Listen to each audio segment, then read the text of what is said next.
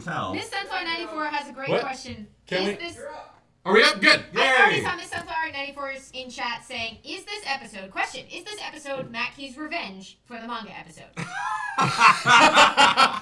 I hope not. I don't want to take revenge on that. Like, I love, here's the deal. I don't know everything. Like, you guys, like, it's like I said, I am the luckiest Wednesday Club fan in the world that I get to sit at the table with two giants of comic knowledge such as yourselves. Do not say this before the episode in which I haven't read We're both going to be staring at you like. Oh man, I hope that's so not true. It's gonna be great. I know middling. I'm okay in here, but I'm not like. Well, I mean, look, I haven't. Solid. I'm not. I don't know how solid I am. Like, it's Marvel Cosmic. Like. Saying Korvac at me. It's great. I'm so excited. Korvac. Hi. No, this is not revenge. I love being dumb and then being educated. Revenge of the key. Return of the key. Return of the key. Return of the key. Return of the key. Now I'm imagining that there was like a weird dance mix at the end of Return of the King that I didn't know about. No, there's not. There's not. Which, thank God. Just a little shuffle. Hi, everyone. We're the Wednesday Club. My name is Matt Key. I'm behind the counter today. We're going to be talking about Marvel Cosmic. And then we've also got... Taliesin Jaffe, Executive Goth on Twitter and otherwise. Amy Dallen, hello. Amy on Twitter. And we're going to be talking about Marvel Cosmic. So please... Oof. Love me some Captain Marvel. He is a weird character. So there's a lot of Captains Marvel. Yeah, there are 3? I think there might be 3. Just from regular Marvel? Just from Marvel. Oh, if we add DC, there's more. If we add DC, there's more. There's a lot of Marvel going on. And at least 2 of those Captain Marvels involve a younger person becoming the hero when they do something magical. In Captain Marvel, he goes, Shazam! And then he becomes Shazam. And Captain Marvel, when he slams the Negabands together, they switch places. Redesign? Did they go back and like make him more like Shazam? Because he didn't start out with that whole switch places. I don't know that they started... We're diving deep. Yeah. Oh my God, that's some conspiracy level shit right there. But that kind of makes sense if you're in a legal battle and you want to show similarities. Oh, not like in a mean way though. Wow. I love that you're like, this is interesting. Wouldn't this be fascinating if? And then Talison's like, oh, they're deviant. No, I'm having a Mulder moment. Like, yeah, I'm having the truth. Damn it, Scully, the truth is out there. Was that the Negabands were an attempt to win a? Starling, come on our show. That makes me so happy. In honor of the Marvel Cosmic, I'm wearing my Star-Lord jacket, but it is a little warm, so I'm going to take the Star-Lord jacket off. All right, we're doing this? And reveal this amazing shirt! I'm pretty proud of this shirt. It's so good! It's here, I'll stand up so you can see a little. We're going to need a better view of that shirt. You're 100 feet tall, so find it a little... Yeah, right here. Earth is this actually is how most scale. pictures are of me. Who's down there by that non-existent barcode or caption box or whatever that This was? is Ego the Living Planet, who... Here, this is what I did on the live chat briefly, but here it is. Ego the Living Planet, who had his debut in Thor. I can't remember which number. Shuma Garath had his debut in Doctor Strange Marvel premiere. I want to say number 10. Oh. Living Tribunal had his premiere in Doctor Strange. I want to say 140 or 150 something. I loved his cameo in Eternity in the Transformers movie. Premiered in Doctor Strange somewhere around Strange Tales 138 during the Eternity Saga, and then we have Fantastic Four. So that's Galactus. Galactus, yes. Fantastic Four. Ironically, it looks like Elvis underneath that mask. So can we... That's canon. But with square pupils. Yeah, if you lose some pupils, he looks like Elvis. It's canon. But is there any wonder that I love Doctor Strange as much as and Marvel Cosmic? I didn't realize that until I was doing research. I was like, oh God, no wonder I love. Like, I'm very much a one-trick pony. If it's Doctor Strange, I know it all. Like Elvis. No, really, look it up. It's canon. I think you're right. Actually, I don't think Galactus, I'm not. helmet? Yeah, Galactus with no helmet looks like Elvis. There's a what if where he loses his powers, goes to Earth, and becomes an Elvis impersonator. They think it's really him. And he just takes over Elvis's life. I love your knowledge of what ifs. What if it's the best? It's the best thing Marvel's ever done. We have an amazing question from our cosplay already that asks, "Why is Damien Poitier behind us?" So our amazing in-house artist Kinwin made this for us. This is Thanos, as portrayed by Damien. as portrayed by Damien Poitier, wielding the Infinity Gauntlet, which you can also see here. And of Cinematic course, outlet. the in-joke there is that Damien Poitier, friend of the show and all-around awesome dude, played Thanos in the tag at the end of the Avengers movie, which introduced him to the Marvel Cinematic Universe. If you don't know Damien, he will be here eventually. He's an he's going to be an inevitable guest. What? Didn't he come? Yeah, he's already been on. Oh my god, my brain. Coffee is still happening. He's been on. He has been on my brain. And by the He'll be way, back, though. coincidentally, It's because I was just talking about when he wanted to come back on. Oh, nice. yeah, I love Damien. He's great, and he's like really tall, so like he and I like we get along in that way. Your necks don't hurt when you. Yeah, have exactly. conversations. I need tall people in your life. Yeah, I need more tall people in my life. Yeah, enough of you shorties. That's what we tall people. I'm so That's what excited. we assume you say I'm all so the time. excited for that. You're It's just like confirming what above. all It's just short people above all always of you, assume. though. Yeah. You're just saying things we can't hear Yep, because yep. they're up there. Well, You you can know, also see the people who are piloting us on the top of our heads. Sounds like a very Marvel cosmic thing to have. it probably is. Yeah. Coincidentally, the Thanos appearance at the end of Avengers is what made me like what first tipped me off that there was a little cottage industry in talking about comic books. Because I was at work at a commercial production company, and the day after, like that Monday, everyone came to work and they had all seen the Avengers. I had a line at my office like, hey, who's the purple guy?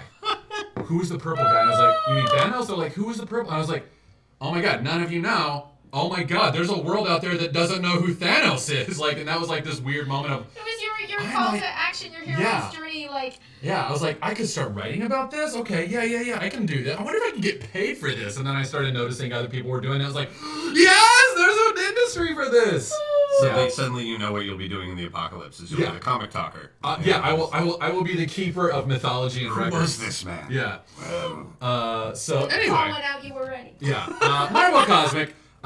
There is a lot to cover, so I'm calling this an overview because if we ever want to do anything more specific, that's going to be here are the Guardians or here's Infinity Gauntlet. Like this is Yeah, going for to be those a who have brief no idea, overview. like, Yeah. what's Marvel Cosmic? It's not a company. It's not a storyline. It is not. A broad set of characters and Yes. story settings, right? Yeah, so Marvel Cosmic is basically if it takes place off Earth. So there's Marvel on Earth, that's where the Avengers typically are, the Defenders, like all that stuff. But the second they get off Earth, they're typically dealing with a more cosmic villain or it's all the story. stuff you see in Guardians of the Galaxy. Yeah, It's yeah. all the stuff you see in Yeah, Guardians. if you're a big fan of the movies and you love Guardians of the Galaxy, that's Marvel Cosmic. Captain America, not so much. Not often. Iron Man, no. You do get into Occasionally. like the Fantastic Four and the X-Men deal with a lot of space stuff, and they've They do. interacted with a lot of these characters, but they are often considered like informally, like they're not necessarily part of Marvel Cosmic because they're families unto themselves. Yeah, That Marvel Cosmics, all that other stuff that you hadn't heard of until Yeah. they started putting it in the movies. and the Marvel Cosmic stuff gets I love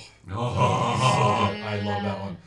The Marvel's Cosmic stuff is weird, which is why I love it so much. It's weird. Anything can happen. It's space operas. It's giant space battles. Like I was rereading Annihilation and to get ready for this, and I was like, oh, I forgot how good this book, how fun this is. Well, Yeah. it always fascinated me, and this is something I don't know if we've even thought to get into, of this idea of what space and what aliens look like that were given to us by Star Trek, or even Star Wars, even though I know it's technically not science fiction. But then the comic book, both DC and Marvel, but since we're talking, and which were oddly kind of started by some of the same people, the space is so much weirder and so much more occult, Yeah. and so much more vast and weirdly strange and funny and threatening in these comic books. And I was always kind of shocked by the, I mean, I don't want to say banality of Star Trek's alien universe, because that's not fair. Yeah. But by the conformity of it and the sort of, I mean, like, and I know that they had constraints because you had to put people in a suit, and it's usually just a forehead, and everything kind of had to be the same way. But like, Ego the Living Planet. Yeah. Fuck. He's a giant living planet. Yeah. There are infinity stones from a celestial being who killed himself due to cosmic ennui. Like, what? Yeah. Like, it's not the collapse coalesce multiverse that is in the Marvel Cinematic Universe. The Infinity Stones, that was a cosmic being who existed before our universe was created and got bored.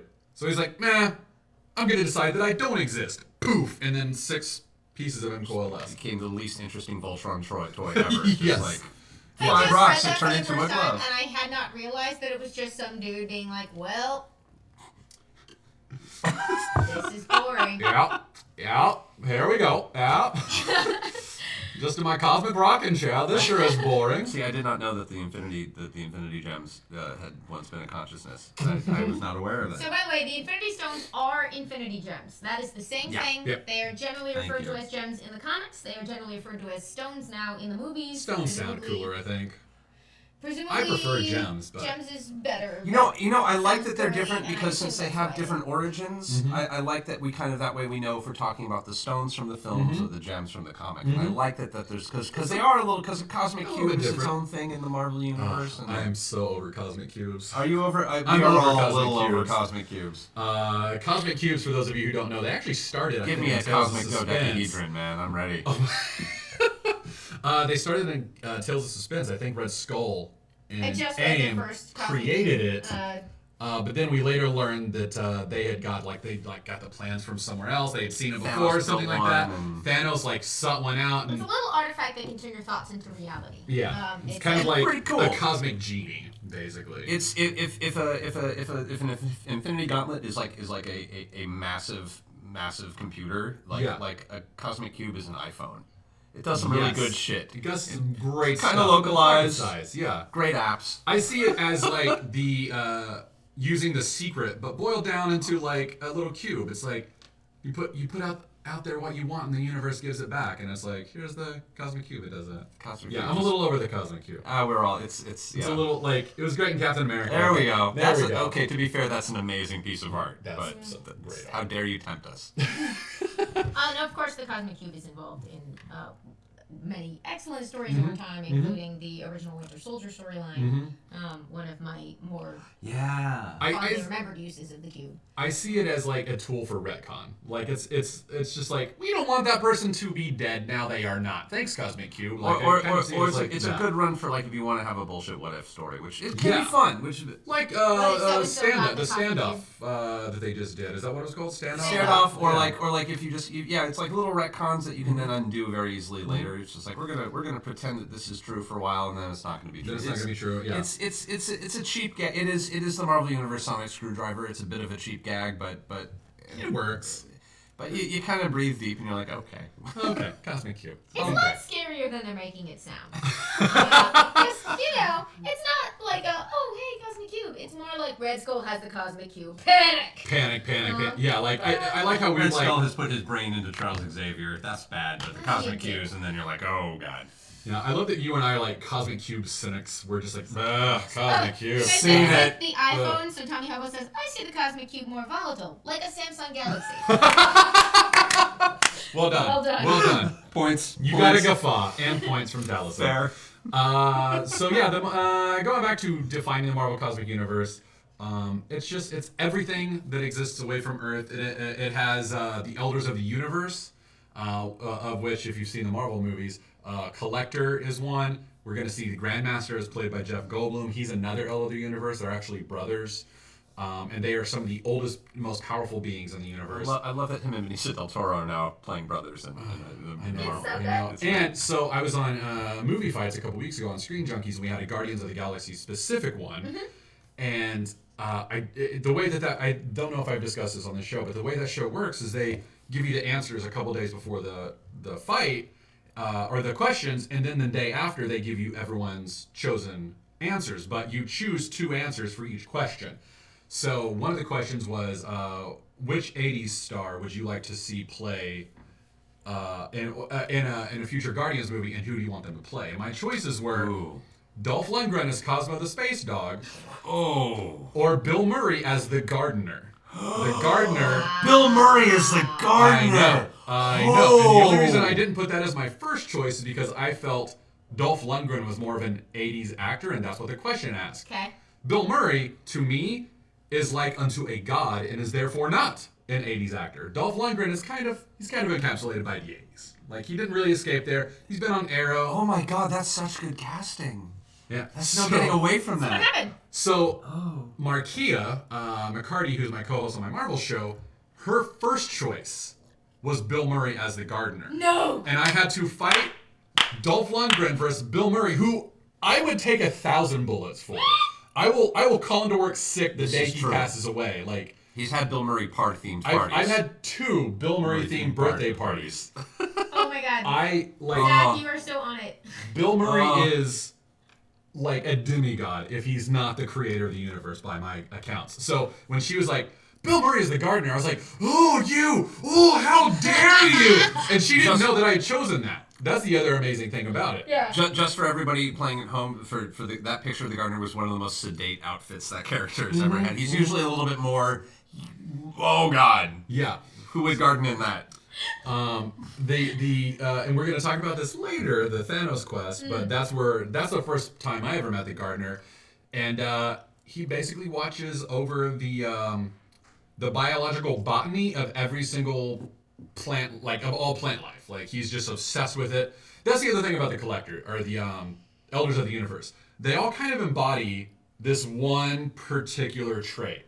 The collector collects. The grandmaster loves playing games. The gardener gardens. The runner runs. The champion loves to fight. Like that's what they do. That's they're so old. They're like, I'm gonna choose one thing and be the best in the universe at that one thing. So the gardener's like, I garden. That's what I do. And I would love to see Bill Murray just like sitting in a garden, just like, hey, welcome to my garden. Like that's just so Would funny. you like a tomato? Would you like a tomato? I have tomatoes from Venus. Did you know that they grew on me? Yeah, I like. Yeah. God, Bill Murray just Bill Murray. improvising as the gardener. Just Make it happen. Internet. Kind of doing a Bob Ross with the gardener. Just I don't know what that is. Just a happy accident. That's just a happy accident. Oh my I'm god. just enjoying all the comments right now. This Sunflower wants a Wednesday Club shirt with, for those of you who don't know, which that's very much like us. That is like, very much a. for anyone who's not already thinking about but there are a couple major characters in Marvel Cosmic that we haven't really, like, that stories tend to center around that we haven't really mentioned yet. There are a few. So there's Nova, there's Adam Warlock, there's the Guardians of the Galaxy. Sharfa. There's the Silver Surfer, Silver Surfer. Galactus. Let's see. I made a list. Adam Warlock. Yeah. Thanos. Then there's also the sort of like the cosmic concepts. That's not what they're called, but like the concepts. I think I've seen them referred to such in book. So. Okay, so like Living Tribunal. Who we have here? Eternity. There's this really cool thing if you find online. I'm really excited by it, and I'm hoping someone makes a statuary of it. I believe it's in the temple. At the beginning of the Guardians of the Galaxy movie, I'm having this nerd moment. When he goes into the temple to retrieve the orb that has the stone, there's hieroglyphs on the wall, and one of the big hieroglyph is a wheel, and it's got all of the conceptuals around it. It has death, eternity, like they're all there, like carved, like carved into the stone. Look, because I know that they had like the stones, like they had the colors of the stones. They also had the concepts? Yeah, like there's the concepts in a wheel, including death. Oh. We have to go. We have to Yeah, Google this. some people Google it. And, All right, we're going to take 10 minutes. We're going to pause. We're all going to run and find that. I'm just kidding. We're not going to do that. That would be... We don't want to deprive you guys of our talk. Extremely important question. How tall are you, and is that taller or less tall than Travis? Travis and I are the exact same height. Nice! Yeah. We're both 6'5". Jesus, that's so but tall. actually he is 1,000 times more yoked than I can ever imagine myself being, let alone being. So weirdly, Matt has to wear these special watches, and he clashes them together, and then he trades places with Travis. Yeah. I'm actually in the negative zone. In the negative zone. All right, so that's a good segue. Let's talk Captain Marvel. Yay! All right, so Captain Marvel's a weird character. He So quick. OG Captain Marvel. For those of you who don't know. For those of you who don't know. Currently in Marvel, in the world of Marvel, if you ask for Captain Marvel, you're getting Carol Danvers, and that is an awesome thing. That is a great because thing. She rules. She's awesome. But she is not the first one to wear that name by a long shot. She originally got her powers from, there have been a few very important ones in the middle, including Monica Rambeau, who's there for a lot of cosmic stuff, but Carol traces her powers back to being a supporting character in a book of a different guy named Mar-Vell. Who's that? He is a captain in the Kree army. He's also not the first Captain Marvel, but he's the first one at Marvel Comics, so that's where we're cutting it off for today, because there's a very Marvel. famous character who also goes by Shazam, that We'll we're get a not talking whole about. other That's episode. a different guy. There's a whole other thing. I really There love he that is. story. Yeah, so do I. Yeah, there he is, and that's his first appearance in He Marvel changes his Superheroes. costume Yeah. pretty quickly, so I will say I love Halfway the through green his and white. run. I've always been It's a big good. fan of the green Yeah, and me white. too. I like his red and blue though. The red and blue is red and blue is classic. like kind of like when Okay, they, so Marvel, Who dat Marvel. So, and the comic book that you just saw, and then I think Marvel Superheroes number 14 or 13. Then he later gets his own title, Captain Marvel, which runs for like 20 issues or something like that. He is a captain in the Kree army. He is sent to Earth to basically destroy it. There's this classic red and blue with the star in the middle. the most cosmic superhero of all, which is probably around the time we all started referring to this area of the universe as cosmic. It's Yeah, like, as the Marvel they're like, Cosmic. here, just call it that. That's Well, and that I think comes with what Jim Starlin was doing. Like, who's Jim Starlin? man, we are jumping all over the place. I'm No, so no, excited. you're not. Like, This is no, I know. I'm upset. Jim Starlin is an artist and a writer who basically constructed the Marvel Cosmic Universe for the 70s and 80s, and that's what everything that we know from the 90s and now is based on. It does sound like a fake comic book name made up Jim for the guy Starlin. who brought us knowledge of the cosmic universe. Jim Yeah. Starlin? Really? Starlin. Yeah, Really? there's a blacklight poster of him meditating that you can get for. Is there really? No, there should There be though. should be. Draw it, internet. And did I just threaten the internet to draw it? Right. Interpret that as a request. Yeah, it was a very excited, very, very fervent request. So Jim Starlin, here's what I love about Starlin. He's one of the first books I know of him writing Flush his is hair. Iron Man 55. Iron Man 55 is where we get our first glimpse of Thanos. It's where we get our first glimpse of is it Drax? It's Drax, It's yeah. Drax, but he's not Arthur Douglas at the It's too deep. First glimpse of Thanos and Drax. Yep. And the Marvel publishers were like, this doesn't work for Iron Man. This is a little weird. We're going to take you off this title. Like, I only think he was on it for like 3 or 4 issues, and it was just like, this doesn't work. The next thing he did, Captain Marvel. And it took off from there. And from there, he did Captain Marvel. I think he worked on some Nova. He did Infinity Gauntlet, Infinity War. He was basically the architect of Marvel Cosmic in the 90s. Like the Infinity Gauntlet, Thanos Quest, all that stuff, Jim Starlin. Yeah. In the meantime, there was he wrote Captain Marvel for a long time, and then he wrote it's less about Marvel Cosmic and more I just love it. Yeah. In the early 80s, there have been a lot of waves over time of kind of trying to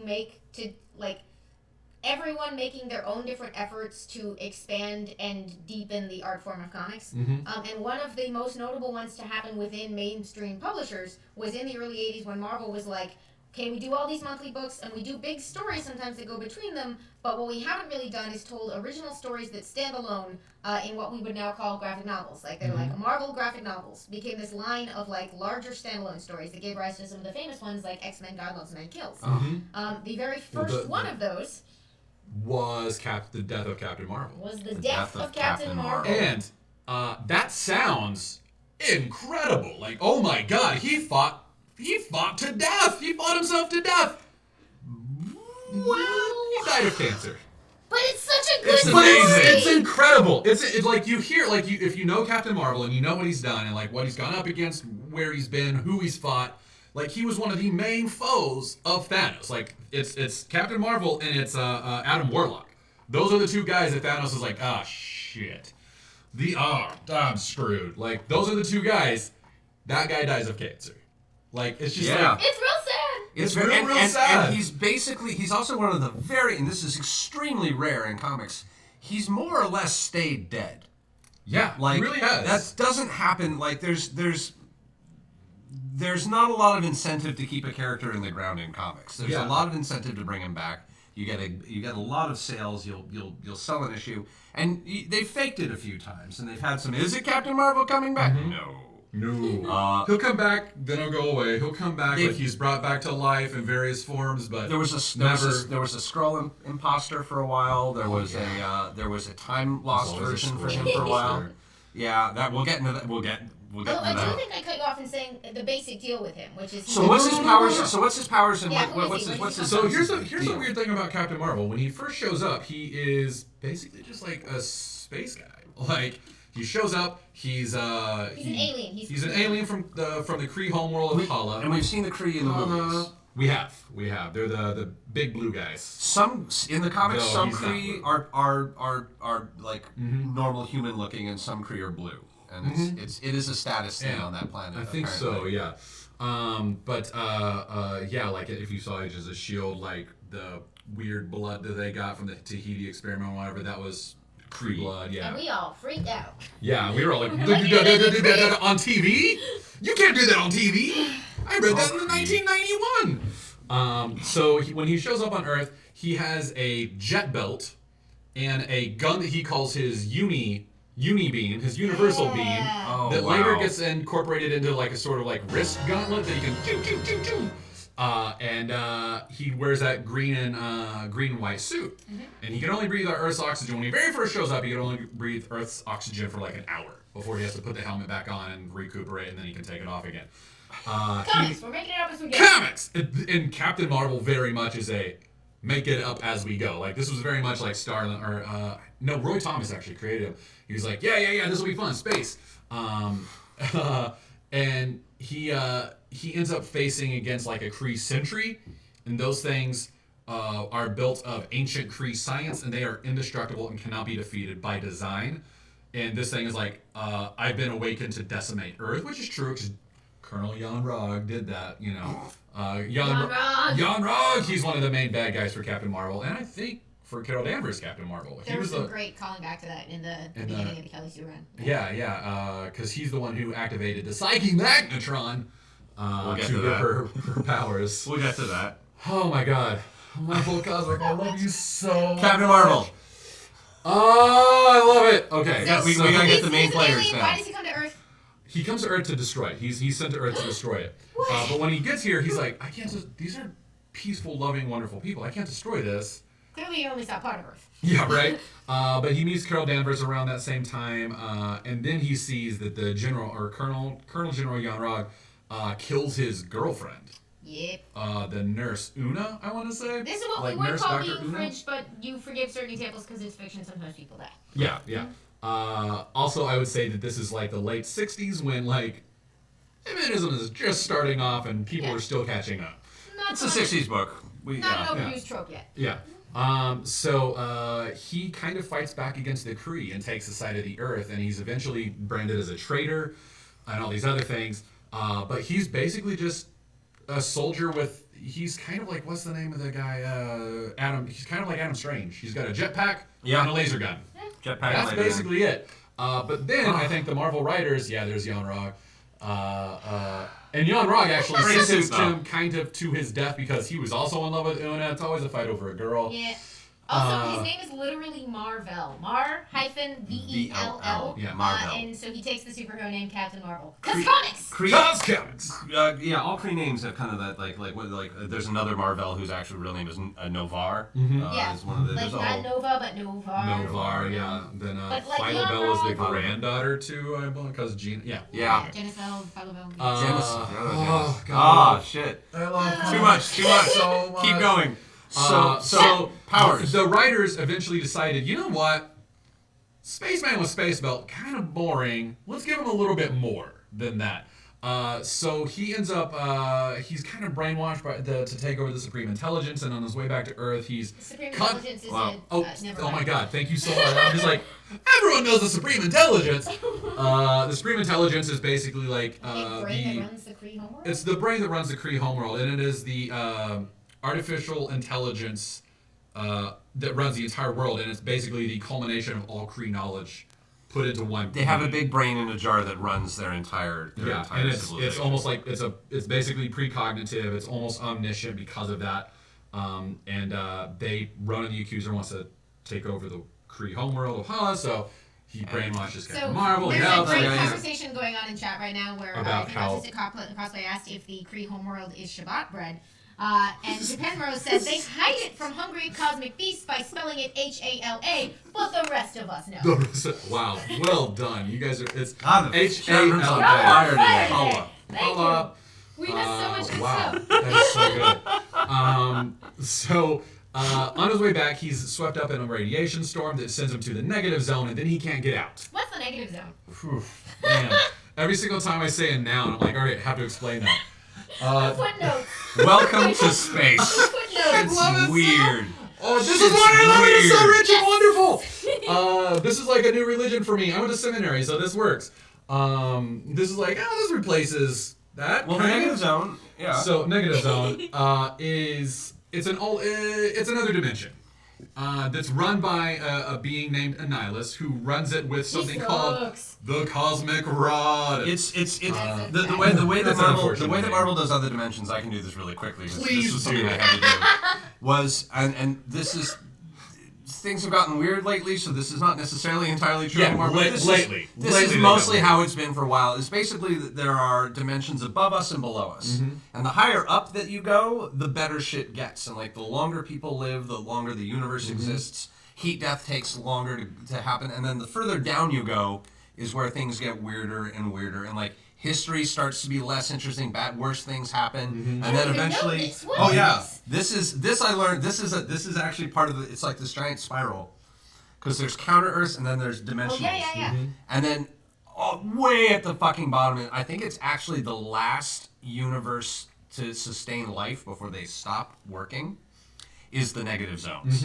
And those are the sense. negative zones where basically the universe itself is only the size of like 5 solar systems at this point, the whole thing. And there's just heat death is just, the heat death of the universe has already happened. And it's that episode of Doctor Who where it's just the end of fucking everything. Yeah. And there's one guy and like 6 million people that he's subjugated, and the They only things all that fight can for live him, there yeah. can barely hang on from the radiation and just entropy. Mm-hmm. And so it's the bottom. It's life at the very bottom before it's like no further. This is as bad as it fucking gets. This is as bad as it could possibly get. And this comes out of Fantastic Four, right? Yes. They're- Negative they sort of- zone, They open yeah. portals and sort of experimentally explore Yeah. that. It's an antimatter universe also. Is an antimatter universe. In Fantastic Four, thank you for bringing that up, is like they were the first big Marvel comic, and issue number 2, they have the scrolls. Like, as of issue number 2, one of the very Space. first Silver Age Marvel comic books, they're like, yeah, we got aliens in our universe. Shape-shifting aliens, go. Shape-shifting aliens. We'll get to shapeshifting And this aliens. was Okay, the so- amazing imagination of Jack Kirby at work. Oof, God bless Jack Oh, Kirby. you live in the positive zone. That's true. We have a new toy. Thank you. We have a Chief. new toy, Well, and Chief Doom is we playing have with it. notes. This We was just like got one of this the first today. things we wanted for this show was like, can we have editor's notes, which is a thing you may recognize, especially in older comics. Yeah. You'll often have little boxes off to the side. They are not dialogue. They're not scene descriptions. They'll say editor's note, and they'll usually say something like, As For those seen of you in who issue- don't know, Yeah. it's, For those it's, of you who it's the don't comic know. book version for those of you who don't know. and it'll say something like, because if someone says Thanos, where, blah, blah, blah, I can't believe you're alive, it will say, see book where he died. Yeah. Which would be like an Avengers 100. Thereabouts. Rocket Raccoon 4. Oh, God Yeah. bless Rocket Raccoon. Okay. I So- should have Brittany Okay, come I'm on really excited just to about talk Chief about Notes. this. All right. Yeah, Yeah, yeah. Chief Notes are great. Yay. Oh, God, where was Oh, I? yeah, sorry. Negative zone. Okay. Negative zone. So, Kirby. Kirby negative zone. So Captain Marvel ends up in the negative zone, Yes. and he's stuck there. During the, I want to say the Kree Skrull War. No, maybe it's No, not then. bef- yeah, before. It's before Before this, the yeah, Kree Skrull before War. that. Those are the names of different alien species. You may Yeah, know. we've mentioned Kree and we mentioned Skrull. We'll get to the Kree Skrull War, which is Happening oh, soon. so Get amazing. there. So Negative band. yeah, he somehow the Supreme Intelligence gets a hold of Rick Jones, who at the time For those of you who don't know, Rick Jones! Rick Jones! Rick Jones! Rick Jones first appeared in the Incredible Hulk. He was the person who Hulk pushed out of the way to save from the Gamma Think of Bomb. it this: Rick Jones, ultimate sidekick. He is Like the sidekick sidekick. of Yeah. all us sidekicks, boss level sidekick. Yeah, Guitarist, like, no one has ever novelist, sidekicked professional better than him. house sitter. Yeah. There is nothing he can't do. Yeah, Kinda. So at one point he was trying to take over the mantle of Bucky for Captain America. It was so weird. Yeah, It was so weird. I have Take too much that off. PTSD Oh, for this. yeah. he's This like, is not "Please, cool." No, he's like, I can do it, Cap. That was like still oof. sad. Bucky dead. Real What was the sad. thing that had the Team Brigade or something? He had the like Team that? Brigade. So Rick Rick Jones and the Team wanted to Brigade. be an Avenger, and his power was his shortwave radio. But like Rick Jones is the reason we have Avengers. That is very true. He's the one. He is the catalyst who brought the Avengers together. He's Yep. the guy who sends out the distress call that unites the Avengers. He is When Loki is screwing with Hulk, he's like, "Hey, you guys have got to get together."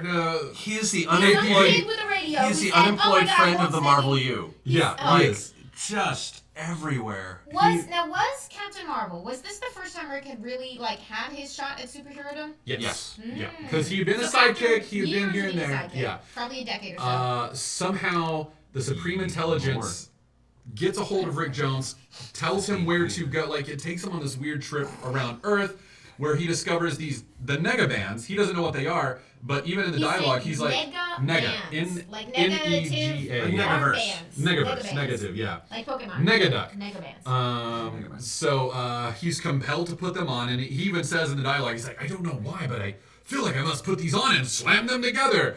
And when he does that, he switches places with Captain Marvel in the Negaverse, or the Negative Zone. Negative Zone. I know, Sailor Moon ruins me. Yeah.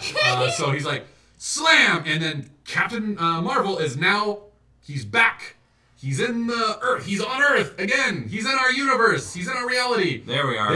But essentially, they are switching places. So they switch places, much like Shazam. So it's like, Shazam! And that guy we said we weren't going to talk about, we're talking about it now. Yeah, Is, just as a point. Character we now know is part of DC mythology, but who started out at a totally different company called Fawcett, and that's the interesting part of the story that we'll get into later. Yeah. But you may know him because he's little Billy Batson, who says the word Shazam and transforms into the mighty Captain Marvel. Yeah. And this was the first person to have the name Captain Marvel, but had gone out of business and disappeared by the time Marvel Comics named themselves Marvel Comics and decided maybe we should have a guy named that so no one else can use it. Mm-hmm. And that's where Marvel comes into the picture. But he eventually acquires some traits a little bit similar to that old Shazam, which is Rick Jones was not a kid anymore. He wasn't a teen anymore. He was kind of a young man. But 20s, early 20s. Yeah, early 20s, I would say. He's college age, certainly. And Rick Jones hates it. He does not like when Captain Marvel getting stuck in the negative zone. Yeah. And thankfully he's got a protective layer around him most of the time. Every once in a while that's not there, and then a nihilist is like, I'm gonna get you, Rick Jones, and he's like, I'm a teenager! Stop! I don't wanna be here! I like that you did. I've always hoped that Annihilus' voice was basically Skeletor. He's kind of Marvel Skeletor. He is Marvel Skeletor. He's got something called a cosmic rod. Come on, that's like There's two Captain Marvels. Oh yeah, there we go. Oh, Billy. Oh. Like the cosmic rod, that's like such a frat brother sort of term. Which is why I love that the Human Torch took over the negative zone for a while, which just makes it even better. It's like my frat now, bro. Anyway. Anyway. My favorite negative zone story ever is Hickman's Fantastic Four. That's some good anyway, stuff. That's decades in the future. And that's the Ultimate Universe. That's a whole other episode. I was talking about that. I thought that's what you were talking I was about. talking about his main. His main line. Yeah. So this is our Kree here. We have the Kree Empire, and we have a Kree hero who defends Earth from the Kree. And becomes like a traitor To the Kree Empire. to the Kree Empire. And he kind of exists in that way for all of his life as a hero. He dies. And he'll still go back and fight for the Kree. He'll still defend the homeworld, but even when he does that, they'll be like, thanks for helping us. Switching spots, Rick Jones thing. Is that the end of the Kree Skrull War? That is the end of the Kree Skrull War. Okay. That's what happens at the end of the Kree Skrull War, and that is also that is a weird one too. Before we go into that, As opposed to the rest of these. right? We're normal. the Kree are one of the big. There's kind of there's some big important alien races in the Marvel universe. The Yes. Kree is one of them. Kree is How one of would the you main describe? They don't really have any superpowers. They're just kind of they have ultimate human. Bluish. they're ultimate humans. Some of them are white, some of them are blue, and their world is bigger, so they have bigger gravity. They have an empire. And they have an empire of an entire. I think might even be a galactic empire. It's big. And the Skrull have their own galaxy. We'll get to but how would you describe the attitude of the Kree? Because they're not necessarily the good guys. They love kind war. They are very warlike. They are a very warlike culture. Roman. Ooh yeah, maybe even Trojan. Yeah. I mean, don't get us all confused because the Spartaks also. Yeah. No, but I mean, I'm just talking about they're very. They're sort of focused, disciplined warrior types. Yeah. Lawful. A touch of arrogance. They have their Lawful leaders neutral? called the Supreme Intelligence. Leading to Yeah. lawful evil, they lawful. They're very They're lawful. pan-lawful. They've got Ronan, the accuser, That's amazing. who's well, I mean, like, because they've got like Ronan, who's very much their villain, but except that he's, I mean, like, sometimes he's also a good guy. He's just, this is the law of Kree, and the Kree law will be a you know what? They are a world filled with Judge Dredds. Yeah. Every single person is a Judge Dredd. Very. Their culture is based on worshiping the morality of Judge Dredd. Like, judgment. They're very judgy. They're very judgy. They're very judgy Yeah. people. They're like, we are right, you are wrong, and therefore you must be judged. And that's their entire civilization. There's gonna be some humor which may vary on depictions of them, like, because I think when Marvel first shows up, they're just sort of standard alien invaders who want to conquer things. Yeah, but like the more it develops, the more they sort of take on that cultural attitude. I think. Yeah. And then one of the other big alien races is the Skrulls. The Skrulls. Who will never show up, sadly, in any Marvel. They might. Here's maybe. They could. Marvel Sad owns the news. rights. They just don't have the rights Do to They don't have the rights to Super Skrull. Are we sure they own the Skrulls? 100%. How do we know? Because Kevin Feige has said. Well, that's a good wow. sign. Kevin Feige and I believe James Gunn has said that they own the right. Like they share the rights with Fox for the Skrull race. Yeah, for those of you who don't know, all this cosmic stuff, the beauty of the Marvel Universe is that, like, a character from Doctor Strange and a character from Fantastic Four and a character from the Tales of Suspense book, which was featuring different characters at the time, they can all meet and hang out and be important parts of each other's stories. But the problem is that if you give person A the rights to make Fantastic Four stories and person B the rights to make the rest of Marvel, then Galactus can't ever hang out with Ego the Living Plant. And trying to figure out who has the rights to what is a mess. So complicated. Well, it's like so complicated. Everyone assumed that Fox owned the rights to the Watcher. Yeah, Ego might have been a poor choice because I don't even know where he first came from. Ego is from Thor. Okay. Right, yeah. Okay. Yeah.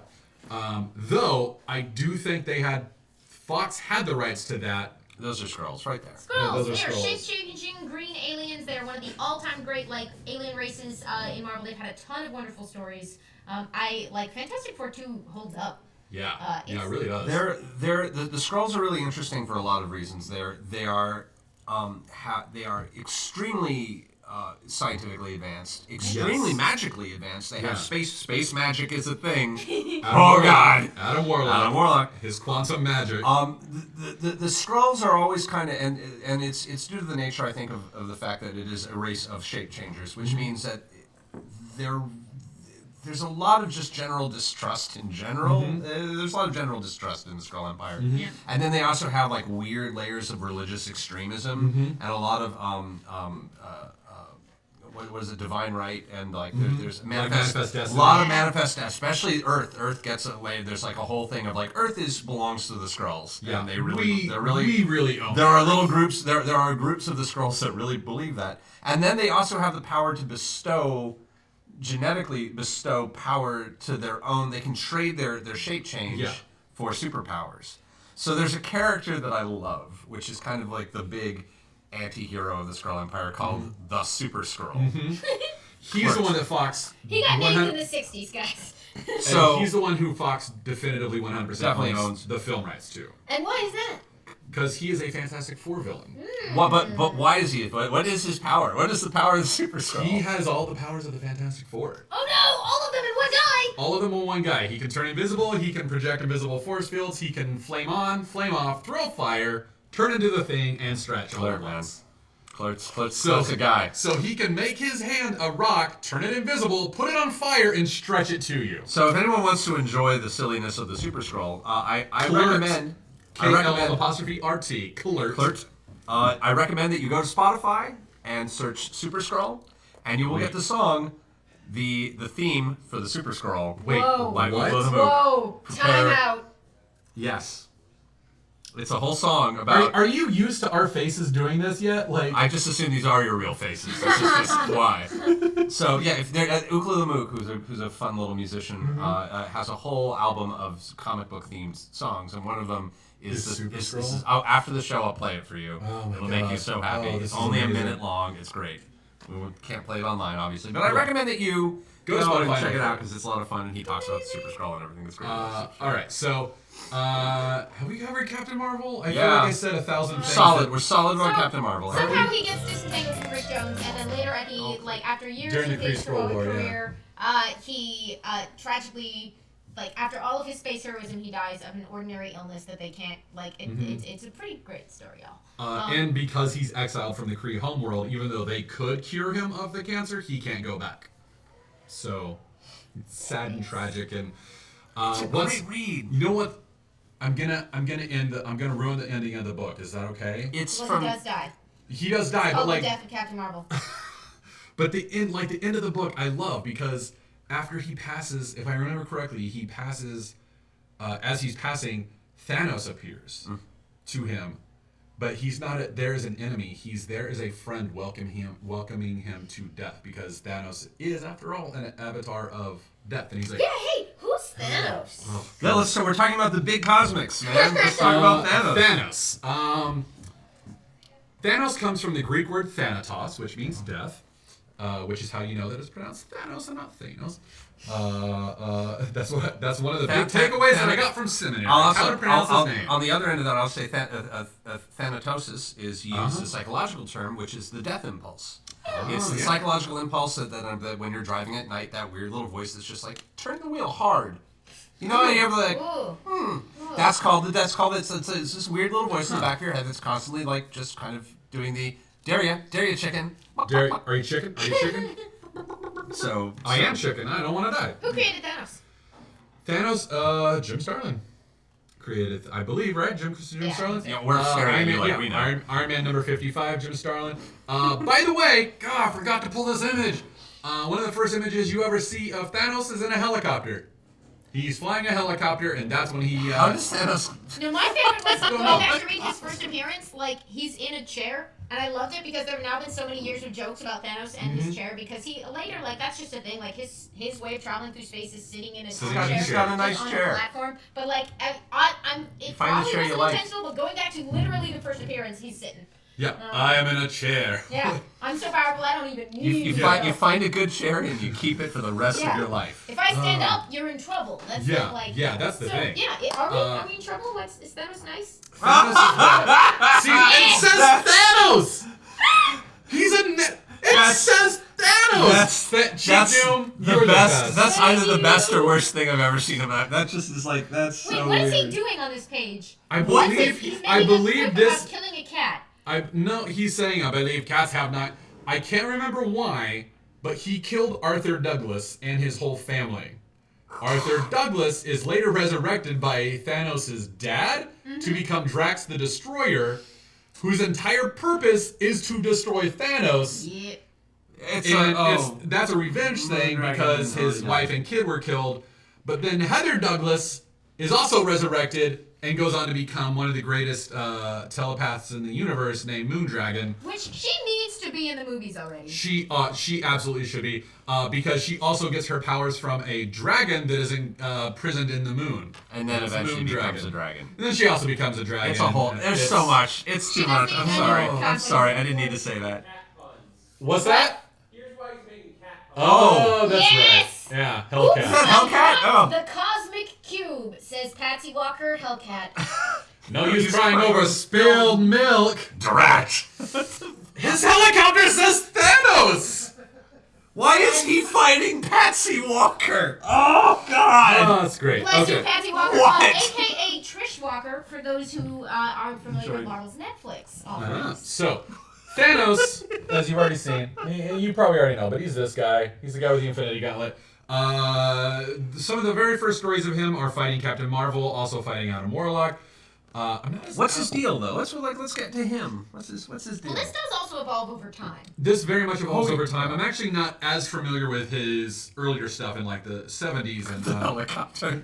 Except I read his origin. I was like, Much like Doctor Who, we don't talk about the helicopter. Yeah, He is a Titan. He's from a moon Titan. of Saturn called Titan. And he comes from a race of Eternals. His father's name is Mentor. His brother's name is Eros, who goes on to become Star Fox. Oh boy. Ooh, that's a mess. There was, yeah. Who knew that? Yeah, like of the two of them, that would become the problem child. That's a whole nother. Yeah, the good guy Eros. You can see what Star-Lord is doing. Starlin is doing, where he's got two brothers, Eros and Thanos. Yeah, Love and Death. And Eros is very loving. Eek. Just go look that up on your own. Not invited to our parties. Yeah, Carry on. He's He vanished. Purple Man like, adjacent, I would say. Oh wow. I haven't read any of those stories. Very lavender. Yeah. A very lavender Purple Man. What does he do? I don't know. His area. I can cover it. Is his power is that anybody within he's like I don't even think he can turn it off. I just think that anybody who's around him is instantly attracted to him, and so he just shags everybody. Yeah. And but like once he leaves, they go back to normal. So it's just sort of like oh, that's the worst. he just sort of left this trail, and like bless them. They did eventually cover it of like, oh no, you have to be fucking stopped. You're a problem. Like, they definitely eventually like. I've read very few stories with this guy, and mostly he just hangs around like not wanting Thanos to take over things. So I thought he was cool. He's really good at keeping his brother in check, which was the one thing that he did really. Which was why the first thing that Thanos did when he got the Infinity Gauntlet is say, brother, I need you to stop talking and make his mouth go away. Yeah. Because he's like, no more of that shit. No more of that. No more of that. Yeah. Because he was like, you don't want to do that. Please don't do that. And so let's. so there's there's into it. The Avengers, like Avengers Annual number 7, kind of culminates a story that had been unfolding over some earlier Avengers Adam Warlock stuff, where Thanos gets.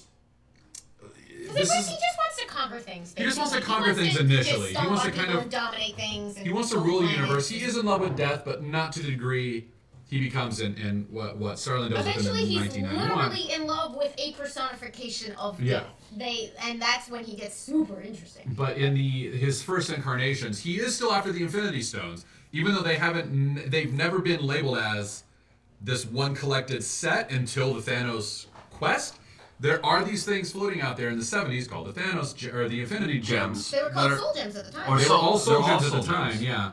And he goes after them, but he doesn't get them. He just steals some of their essence and puts them into a space gem of his own that he then uses to power himself to try and destroy the world. And the Avengers and Adam Warlock and Captain Marvel all stop him. So that's kind of the first big story with him. But then throughout the 80s, he's actually kind of dead, more or less, through the 80s. Stone, right? Turned to stone, I believe. Then Infinity Gauntlet.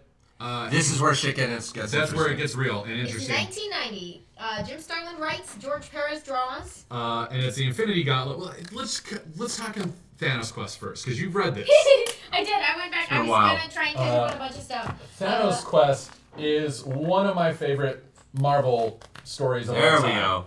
But pull up the real cover, because this is a new cover that they made for it. This was a 2-part story that was a lead-up, right, to the Infinity Gauntlet. So this was a 2-part story. That cover. Oh. It's Jim Starlin and drawn by Ron Lim. Look at this. I got it. Oh, God, I love it so much. And it... It's the front and back of the original... Hey, there's the gardener. Look at that. Yeah! And this basically becomes the operating manual for the Marvel Cosmic Universe from 1990 onward. So everything before this, a little amorphous, kind of stuff like this. This marks the beginning of Jim Starlin saying, let's put all of this together in one cohesive story and really fully definitively define what these things are. Which is cool because he's drawing on his own as well as a bunch of other people's work and saying that thing we did here and that thing we did here, they would line up well if you just said that they were both this. Yeah, because by this point he's been in comics for 15 years. Like writing for Marvel and DC off and on, stuff like that. Almost exclusively in the cosmic realm, especially with Marvel certainly. I don't know about DC, but certainly with Marvel. And in this book he says, Thanos is in love with death, and the only way and it's unreciprocated. And she doesn't even talk to him. Like, a dude that stands next to death conveys all of her messages to Thanos, and that infuriates him even more. He's like, just talk! I love you so much! I want to be with you, just talk to me! She just doesn't want to talk to you. She doesn't want to talk to you, bro. Like, and it's just like, oh, see, like, sometimes she has she appears as a pretty young girl, sometimes she's just a skull. Thanos doesn't care because he loves her for who she is inside. But what's interesting is it's not a like. Sometimes just bones. It's not a pure and unselfish love in a lot of ways because it doesn't remove his desire to want to like dominate things. Yeah, he uses that love as an excuse to empower himself. And he's like, I want to be more worthy of you. That's why I need all this power. Mm-hmm. And it's one of the things that's fascinating about the Infinity Gauntlet is that in the end, and I'm not going to really spoil anything. Yeah. The way that they destroy Thanos in the end is by just getting him to realize how fucking broken and terrible he is. Yeah, it's like you're not up to this shit, and you're not worthy. You're a mess. And he's like, oh God, you're right. Oh my God, I'm I also love, along with that, after he gets all of that power, I think this is around book 6 or 7. He's like, look at what I've done for you, and Death goes, you've made me obsolete. Yeah. Why would I love you for that?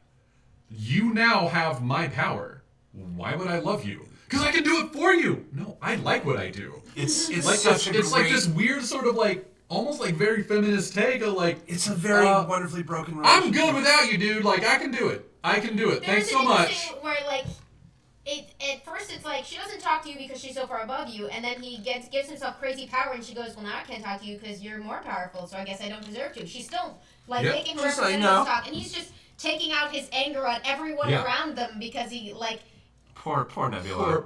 Oh yeah. Poor Okay. Nebula. So Oh. listen. So a lot of this happens in Thanos' quest is him gathering all this power, and And it's Infinity only Gauntlet two. begins It's only with him two having- sort of like oversized issues, Yeah. like 30 or 40 pages apiece. It's a quick read, and it's honestly one of my favorites. I feel like it's hyper philosophical, and it's weird. He's a very It's very smart weird, it's smart silly, character. It's very philosophical. He is. He is very smart not character. a mustache twirler. He is not tying people to railroads. He is gathering power and then he's always attempting to understand what he wants to do with it and why he's done it in the first place. And it's always very like- introspective. And it's always on a godlike level. So like some of the stuff that they've done with Thanos in more like recent times, I actually haven't liked because it's like torturous, it's devious. He's Yeah. like enjoys cutting people. It's like He's not super out of character with these though. Like he's got some cruel whims. oh, he He does have does. some cruel whims, but like I wouldn't say he's as interested in dissecting a person as he is in just making a planet disappear. There's this thing that they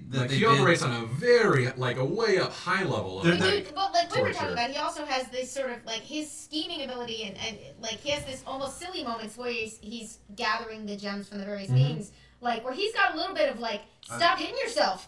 Like there's Oh, yeah. he's literally fighting a strong guy and he like makes a very strong beam and then turns it off so the guy falls into his fist and punches him, and it's like this like cartoon physics kind It of is like, but he's taking pulling wings off flies. he's got Yeah. pulling wings off flies to him. But that is with a being who is on the same There's a- par Yeah. of strength with him. He would never do that to a human. He'd be like, you just don't exist. Yeah, he just Like we're so below him. That's my interpretation of the character. There's a how my mileage varies. there's a great thing that they did in the Annihilation books, which I really love. Which are these little Marvel will do this occasionally. You get like a page description of a character because they're awesome and they want you to read their books, and they had classifications for planetary threat. If like a creature was dangerous enough to be like, if you see them on your planet, call the authorities. To galaxy threat, to universal and reality threats, like people whose like very existence in the universe. If you see them anywhere, run. You can't handle it. Panic button. And Yeah, so hit they actually the had panic button and try to hop had to scales another of like, parallel this person universe. is a person who's dangerous to you. This is a person who's dangerous to your planet. And this person is dangerous to your galaxy. And then there's somebody who's like a threat to the universe itself. That there's just this insane scale. Where does Thanos lie? He's a universal threat. Yeah, he's a universal like threat. full Yeah, on. he's a It reality depends threat. Yeah. whether he, for instance, has gathered a bunch of hyper-powerful artifacts called the Infinity Stones and put them into a glove that's called the Infinity Gauntlet, Yeah. and is currently wielding extra crazy cosmic powers. Yeah. Makes half the universe disappear. So we get the end of Thanos quest where he's got all the gems, all the gems, put them all on a gauntlet, and then Infinity Gauntlet starts. And Adam Warlock comes rushing to Earth. He visits Who's with. Adam Warlock? Who's Adam Warlock? Oh my God. Said the man who dresses up for him for Halloween when he was a teenager. I love you both so much. Thank you for enduring this with me. This is amazing. Well, thank you all. Thank you all for enduring with How's us. the chat, by the way? Are we going way too? Are you guys doing all right? I think Do we this need to is going slow well. it down? I've never actually seen the chat nosebleed before. Dan Ryder This said, is anyone else's brain leaking out your ears? We're very sorry. We're sorry. How can we pull back? Miss Sunflower says, Matt, this is 100% your revenge episode. I know. I'm so sorry. I don't mean for that to be that. It's the best. But I think I did also see someone saying, I'm surprised how much I am following this. That was a few minutes Okay. ago. They How can we we're dial okay, it back? we're all great, more Okay. please, doing great, we're having fun. Okay. Thank you, vocal Good. members of the chat. If you, Good, yeah, thank you. And thank you for always talk more about a thing, and we will talk. There's always more to talk about a We thing. have a lot of specific requests for different characters. That One I've of been the shoving I'm also gonna say one of the thing about the Titans and about Thanos is even Sure. without gems, They're powerful. they're almost immortal and really strong. Yeah. Like not like Hulk strong. Like you can't really do anything. Yeah. They're God, that they're reminds not. me, we haven't even touched the Celestials. We'll go You guys are time. great. Okay. This is so time. nice. Okay, so Warlock. Adam Warlock starts off in Fantastic Four. I want to say number 65. He's You're created. so scary. He's created by a group of Earth geneticists named the Enclave, and they create him to be a genetically perfect human being. And went too far. And they create him in a cocoon, and they create him to be that genetically perfect human being to then implement their malicious Takeover. intents. Because he is a genetically perfect being, his morality is impeccable, so when he recognizes that the Enclave actually is hell-bent on world domination, he's like, F you guys, I'm out. Like, I'm not going to do that. He zaps them all, disappears into his own cocoon, and then takes off into space, something like that. So he ends up on Counter-Earth. This is way too much background. I apologize. I don't think Jim Starlin wrote any of this. Or whoever but wrote this. I don't remember who. No, I don't think Jim Starlin did Let's this. pull out a Warlock Yeah. Unleashed at last. Oh yeah, here we go. There we go. Yeah, you wanna?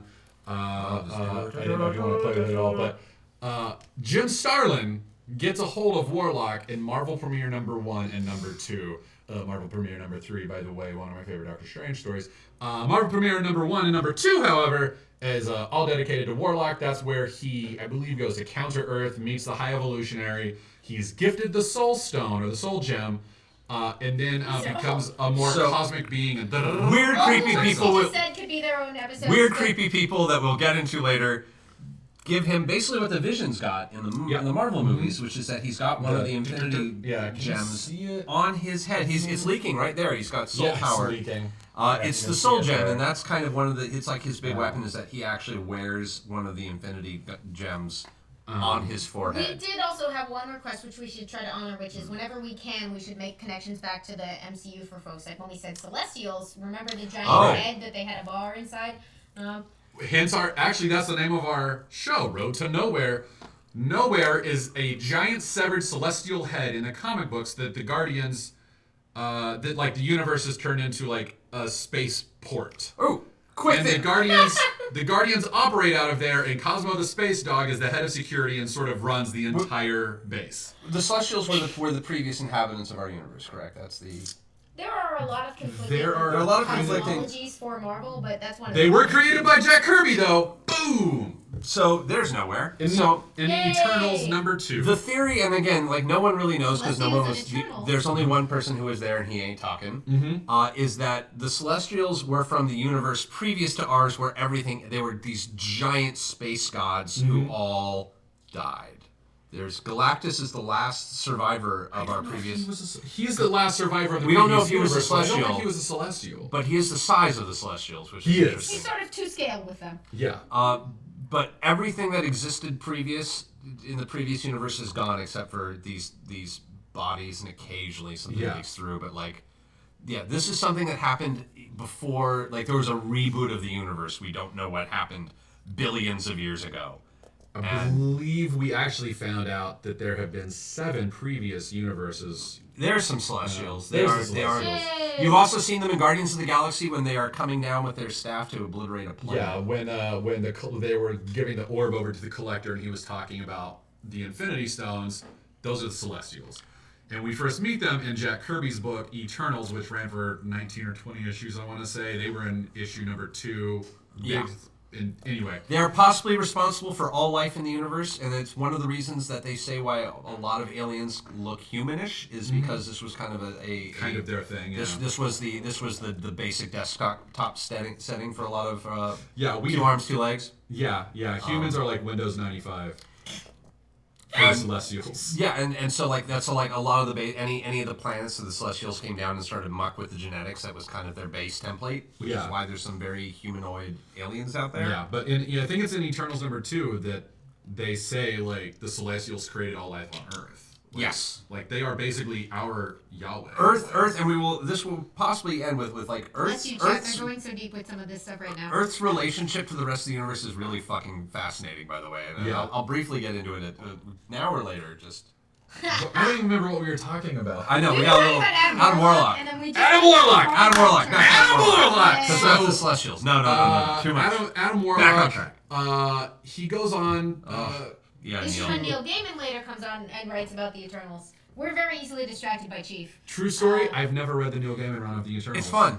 I'm sure I would love it. It's not earth-shattering, but it's fun. Yeah. So Adam Warlock is the adversary to Thanos. Thanos doesn't like Captain Marvel, but Captain Marvel's more of like a badger that just keeps getting his leg, and he's like, "Oh, this hurts so much! Stop it!" Adam Warlock is actually the silver bullet to his werewolf. Nice analogy. Thanks. That was very solid. And Thanos knows it and is hyper aware of it. Adam Warlock is a very confusing character that I don't even know that I can get into until we get to Infinity Gauntlet. When he he's first all showed up, over he the was place. called him. Yeah, he was called him. Just him. He didn't have a name. Confusion starts there. And I think when Who? he appeared on, I think when he appeared on Counter Earth, teenagers thought he looked like a dude who should be named Adam. Like these youths were there, and they were like, Rick Jones. You look like an Adam. Rick He's Jones. I'll take the Adam name. Warlock. Sorry. Yeah, probably so. Maybe Anyway, Rick Jones. in Infinity Gauntlet, Counter Earth is another planet that rotates on the other side of the sun. it's so on we the can't exact see opposite each other. side, It's and a it rotates thing. at the same speed. And we don't talk. Yeah, we can't detect it. It's in. We don't talk much with Yeah. Counter Earth. That's the thing. Okay. Anyway, boy. sometimes it's a thing and sometimes it's not. Sometimes we just pretend it isn't there. Chat, I'm Chat sorry. already said let's not go to Counter Earth. It's a silly place. It is such a silly. Nothing good happens. I can assure you, nothing interesting happens at Counter good can Earth. happen That's at where Counter we go Earth. when we let Rob Liefeld design everybody. Oh, Nothing God. happy Oh, my happens God. there. We That's won't. Yeah. The best. I love you. That's where Baron Zemo becomes a superhero. Nothing good Nothing happens good. at Counter Earth. It is akin unto. One The Deadpool is negatives. requesting more Patsy Walker talk, and I 100% promise more Patsy Walker. Oh, there talk. will Not be. today, but There she will is be one some of my Patsy faves. Walker. And that will be the episode where I'm sitting over there going, "Tell me more, Amy." There's some great covers for Patsy Walker It's all books. just fourth wall breaking Patsy Walker teenage adventures. love it. Okay, Oh, keep yes. going. So Adam Warlock appears to Doctor Strange, I want to say, lets him know that there's this cosmic level threat. Doctor Strange calls the Avengers. And Doctor Strange's main role in the Infinity Gauntlet is to be like, I'm going to watch Earth. There's a portal. Everyone go. And they all go and attack Thanos. And Thanos is like, oh, this is really cute, you guys. Already destroyed half the universe with a thought. Okay, whatever. One of the, God, I wonder if I can find it. One of my favorites is when he just starts screwing with everybody. Like he puts... Find the cover. Find the cover. You know the cover I'm thinking of? Oh, the Come and Get Me? Oh, That's everything you need to say Come at me, without bro. a single, yeah, without Come a at Me, single. Bro. Is it? Yeah. Are the covers not out here? They gotta They be in should there. be. They'll be in I there. don't know that they are. Stupid trade paperbacks, Oh, which there are we go. collections, have changed over time. All right, so well, here's a great one. This shows a lot of the cosmic pantheon over here. This is how you know Chaos it's and going Order. down. Yeah, Lord Chaos Order, the in between, We did have a the chat request Stranger. of Yeah. who would we cast as Master Chaos and Lord Order, or vice versa. Said that wrong. Lord Chaos Chaos, and Master Order? Master Order. There Ooh, we go. ooh, No, ooh. Master Chaos, Lord Order. Oh, I would cast oh God, Stephen Fry as Lord Order and Oh. Brian Blessed as Master Chaos. Oh my God. Boom! Wow. Boom! Voice Wow. casting. Wow. Wow. I know. There we go. So those are just two heads that Yeah. float around and represent the powers of chaos and order. It And reminds me of the they- giant head from Hot Ship. Actually, every time I Oh my god, I know, yes. that was a deep one. Wow, that's a super deep. Oh, okay, here's one of my favorites. Sorry, guys. Thanos. Cyclops goes to attack Thanos, and Thanos puts a box of, like, new reality around him, basically, and he shoots himself. Like, It's that weird, like, Can't 'Cause put he boxes can. on He's stop like, hitting yourself of things. Yep. Yeah, it's, where- he does a lot. He's very mean and twisted, and does a lot of really cruel things. Yep. To Silver. He, a lot of people do very poorly with him. Adam Warlock. Just because we haven't really described what Adam Warlock does, and I can kind of do this because do it I've for had me. to think about this a lot. The cosmic characters tend to be very amorphous in their power. Like, the cosmic powers are always, like, energy blasty, but, like, Yeah, what Captain does Marvel it takes up the mean? cosmic awareness, which is this vague sort of knowledge sense. So they all kind of become Doctor Who a little bit, and they just get really smart and really... Yeah, that's the cover. This There is we one of go. the best That's... Thanos covers. I remember seeing that as a kid and being like, I am afraid for the universe. Oh, Come and so get me. good. Like, he's saying that to everyone He's in talking Marvel. to the universe. He's talking to the universe. Come and get me, bro. Come at me, bro. So Adam Warlock. Adam Warlock, because he is this perfect genetic specimen, and he actually keeps evolving himself, and it keeps putting himself into these cocoons. He's not human at all anymore. He's basically just been evolving to this kind of super consciousness. He is kind of becomes a defender of life in the universe. He's thank you, Chief. He's a brilliant tactician. He is extremely intelligent. He's extremely clever, but in a very, like, it's an emotional intelligence where he kind of understands the motivations of people. He is outside the powers of chaos and order, which means he is basically invisible to most of the cosmic forces, and he can kind of do things without the universe knowing. He's kind of like a little virus editing the universe in the name of life, and is extremely kind, but, like, not in this sort of, like, mother, but just in this way of, like, I'm going to do whatever it takes to make sure that everybody is going to be okay. Yeah. And that's great. Yeah. And actually, like, He's, like, kind in a divine way. There's where, like, he's actually- not looking out for one person's emotion. very divine. He's It's just angelic. like yeah. And That's a good way to put it. He's and very the, angelic. And the Soul Gem has basically, like, the Grecian Arcadia in it. It has the paradise of the fields of paradise. And sometimes when someone's dying, he'll just grab them and put them in his Soul Gem. He'll grab their soul and, like, make sure that they can just live forever in these beautiful... He basically has Because the heaven soul on doesn't his kill forehead. people, No, it basically just sends takes them to Soul World, right? to Soul World, Soul which is this Arcadia style garden of gentle delights and pleasures, where, like, the fruit grows off the vine and everybody's happy and In fact, wandering around a meadow. in the Avengers Annual number 7 that I mentioned, I think it's 1969. Anyway, Adam Warlock sacrifices himself to defeat Thanos. Yes. And then I think it's Captain Marvel who helps him get into the Soul Stone, or the Soul Gem. And he goes in there, and that's where he rediscovers Gamora and Pip the Troll. And that's where he kind of hangs for a while. Yeah, he chills in the Soul Gem for a In while. fact, I because think he's there until right before Infinity Gauntlet. Yeah. He comes out during Infinity. during Infinity Gauntlet, he comes brings out Gamora and Pip with him, and they go to How Earth has to Pip help. not ended up in a Guardians of the Galaxy movie? I do not Very know. difficult to...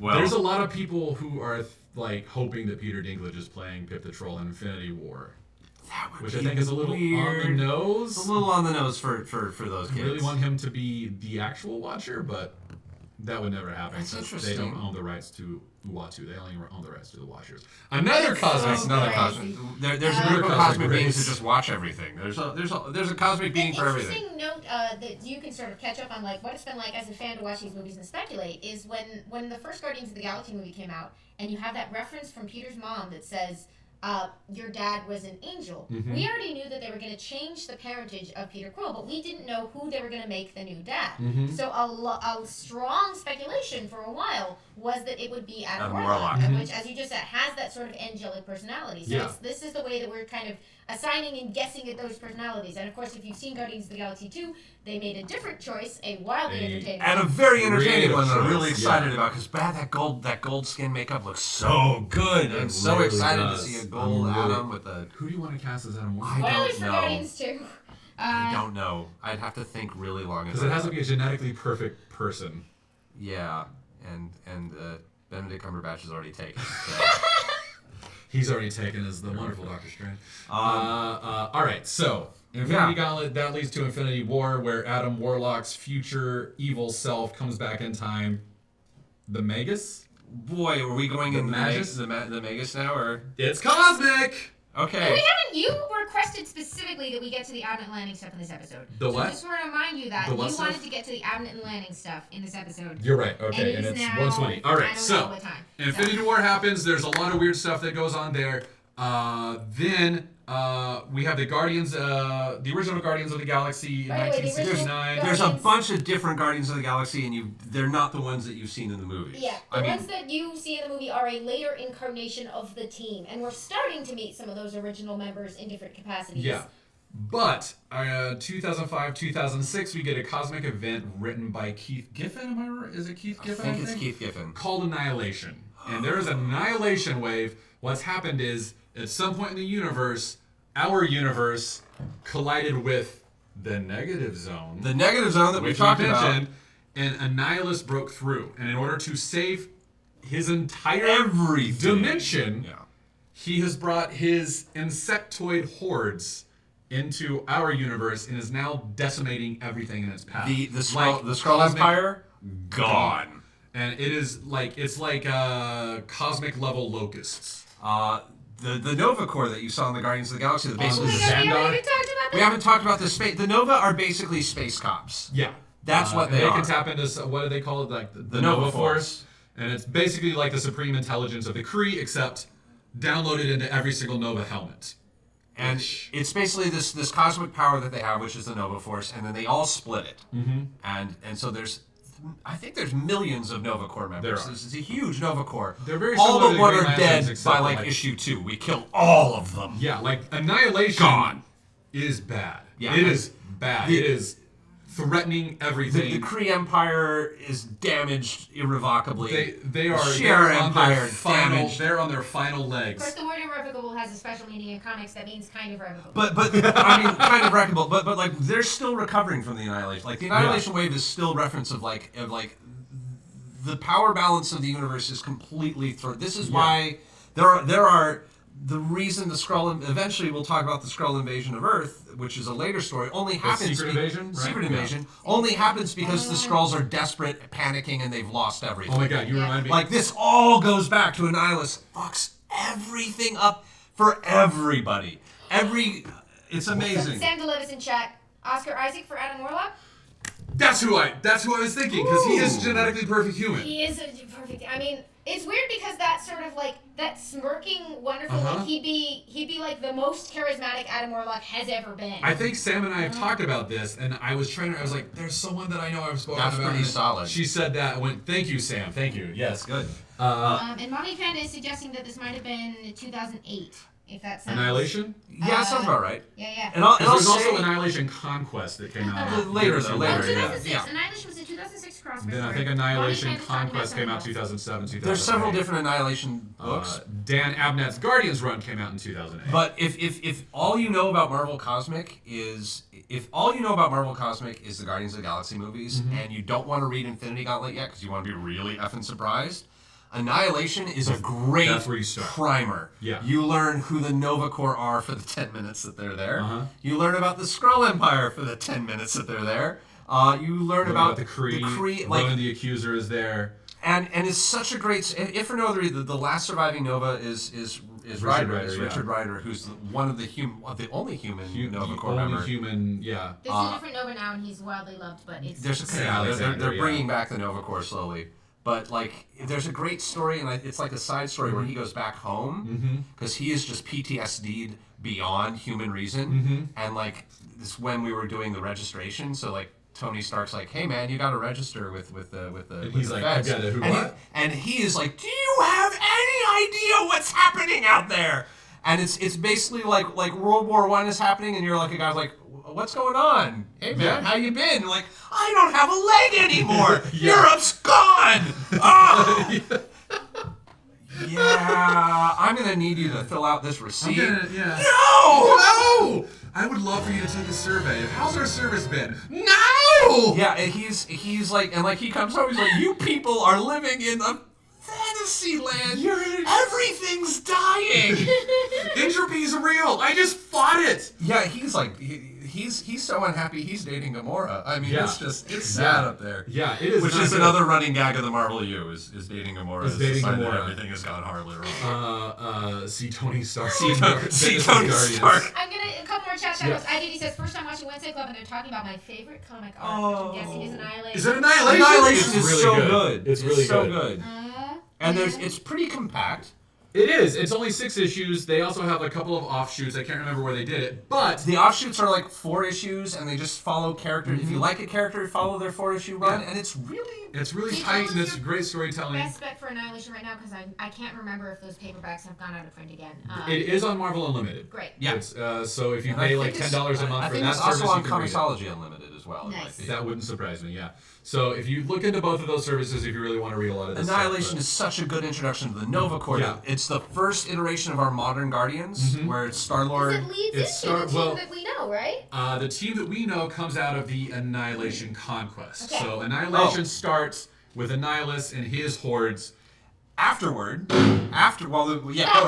The universe is recovering from the Annihilation Wave. As the universe is recovering from the Annihilation Wave, the disembodied consciousness of Ultron gets into the Phalanx, which is like Oh my techno-organic beings. Which are basically Transformers who don't transform. They're a Yeah. sentient computer virus. And like this- Warlock on the New Mutants, like very A similar. different, he's unrelated to Adam Well, Warlock. too late. Uh, Not that Warlock. We're No, shush. moving on. Moving We're on. moving past Another it. episode. New Mutants, though. Oh Yeah. God, the New Mutants. So- he's in the movie. Warlock is going I'm to be in so the movie. I'm excited. so pumped for that. Okay. Okay. So living computer virus merges with Ultron, decides to take over your universe, and Ultron's that basically robot bad guy you might remember from From Age of Ultron. yeah. Thanks, So they figure out a way. Normally, what they would do is it was a touch-based virus where they could actually infect living things and take them over. But to be even scarier, they figure out a way to do that while maintaining the consciousness of the humans. They can. If there's a special version where if they deem you to be worth their time, they will leave you like it happens to Gamora and Richard Rider, where they become a phalanx. I can never pronounce it right. yeah, Phalanx. I've always always said said Phalanx. Yeah. Blah, blah, blah. Phalanx. Yeah, Phalanx. Where they will leave you as you are, but now just serving them. So you're not Yeah. like a dumb robot version. It's, oh no, this is Gamora, basically except a now thrall. she's in it for Us. us. She's Yeah. part of our team now. It's Figure that out. really scary. Yeah, it's really awful.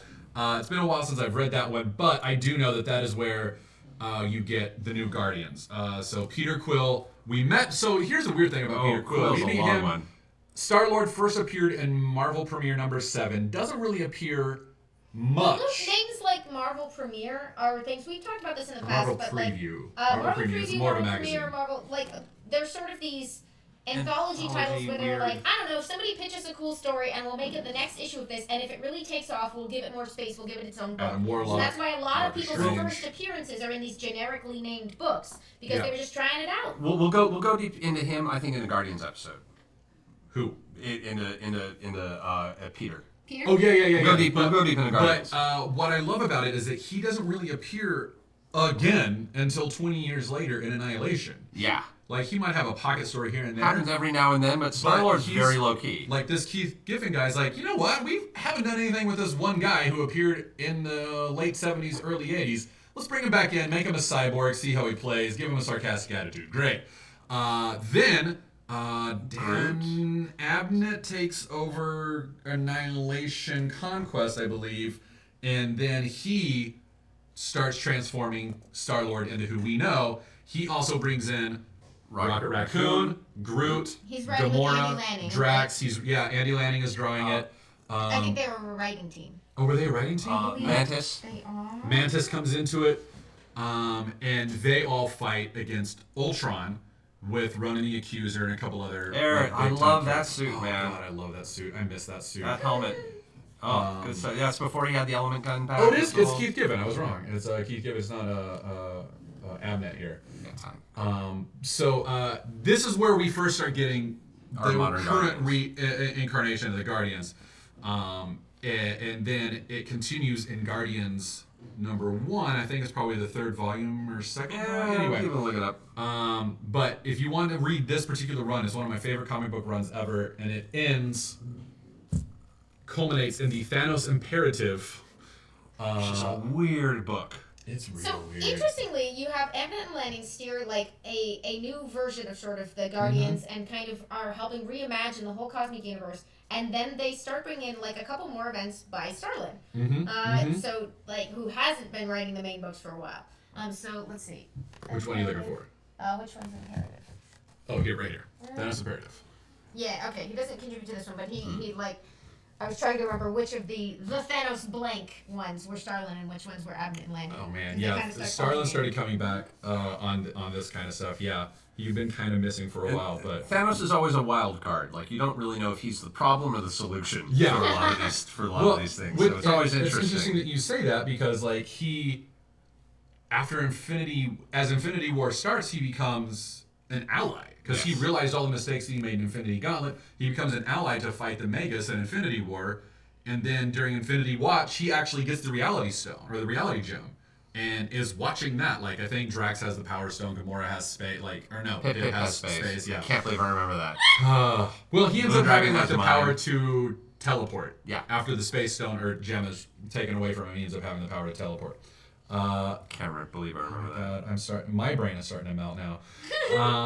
So yeah, one of my favorite comic book runs ever is Abnett Lanning Guardians run, and it starts with the Guardians taking on the Church of Universal Truth. It's so good. And the Church of Universal Truth was the other big bad guy for Adam Warlock in his big run.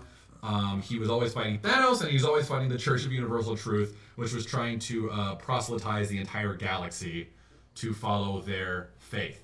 But they were doing that because people's faith ended up powering their faith batteries. They had faith batteries. Faith was a resource for them, not a particularly way of life. There's a lot of precedent for one of my favorite characters. There they are. Oh God. So weird. They're so fabulous. I love it so much. I want a solo story on that one with the bug eyes right in the middle. No, he's so fabulous. Right? I like Birdman in the back. The Kree actually, especially the interdimensional Kree that Novar come from, actually use imagination and belief-powered engines. So the more that you believe that the ship's going to be fine if it's crashing, the less likely it is to crash. I love it. You just like they're actually using belief engines to It's so power good the with ship. Adam. It's so great. That's so good. So they just need really confident captains. Like everything's fine. And you're like, Oh my God. Shotgun Face is so excited in chat right now. Just keep shouting out things like faith batteries. it's so good. It's so good. It's so wacky. So you start there, but then you have crossover with like Secret Invasion. Then you have crossover with War of Kings and Realm So of many Kings. crossovers. All that stuff. But underneath all of that, everything is leading to this Thanos imperative, where Thanos ends up. I'm trying to remember the story, but Thanos is called in to help take on the Cancerverse. Yes. Oh, that's the thing. Okay. Oh, Wait. oh, Okay. oh, Okay. the Cancerverse. Oh. Okay. So Sounds real terrible. it is real terrible, which Not is that weird. kind of terrible. So. Okay, I'm gathering my go thoughts. for it. I'm so excited. It's You got time. Yep. Okay, so Thanos is brought in to help fight the Cancerverse because the original so the Guardians from 1969 that were introduced in Marvel Superheroes number 18, I want to say. They exist in alternate timelines 691 and the 31st century, where the Badoon have taken over the entire galaxy or our solar galaxy. Too many proper nouns. It's the future. Alternate future. Alternate Aliens future. have Everything's taken over. awful. So then their future keeps ending, and they always keep dying. But Starhawk in the future is always the same. He might be a woman, he might be a man, but he has knowledge of it happening. He ends up coming back in time to where the original Guardians exist and saying, something that you have done is destroying our future, and I'm here to stop it. And for the entire run of the Guardians, Starhawk, later on Vance Astro shows up, a couple other Guardians show up from the future. Something is building this entire time, despite all these weird stories underneath it, or on top. This thing is building. And the run you're talking about right now is Dan Abnett, Andy Lanning, Guardians. It goes for 25 issues. It's a fast read. It's a great read. There's only a couple issues in there where you're like, nah. Moondragon is brought. It's Available amazing. in paperbacks as Guardians by Advent Landing. Yeah, it's amazing. But it all ends in Thanos Imperative, where the Cancer universe has broken through, and the Cancerverse is what has been disrupting the future, and that's what these. And what's in the Cancerverse?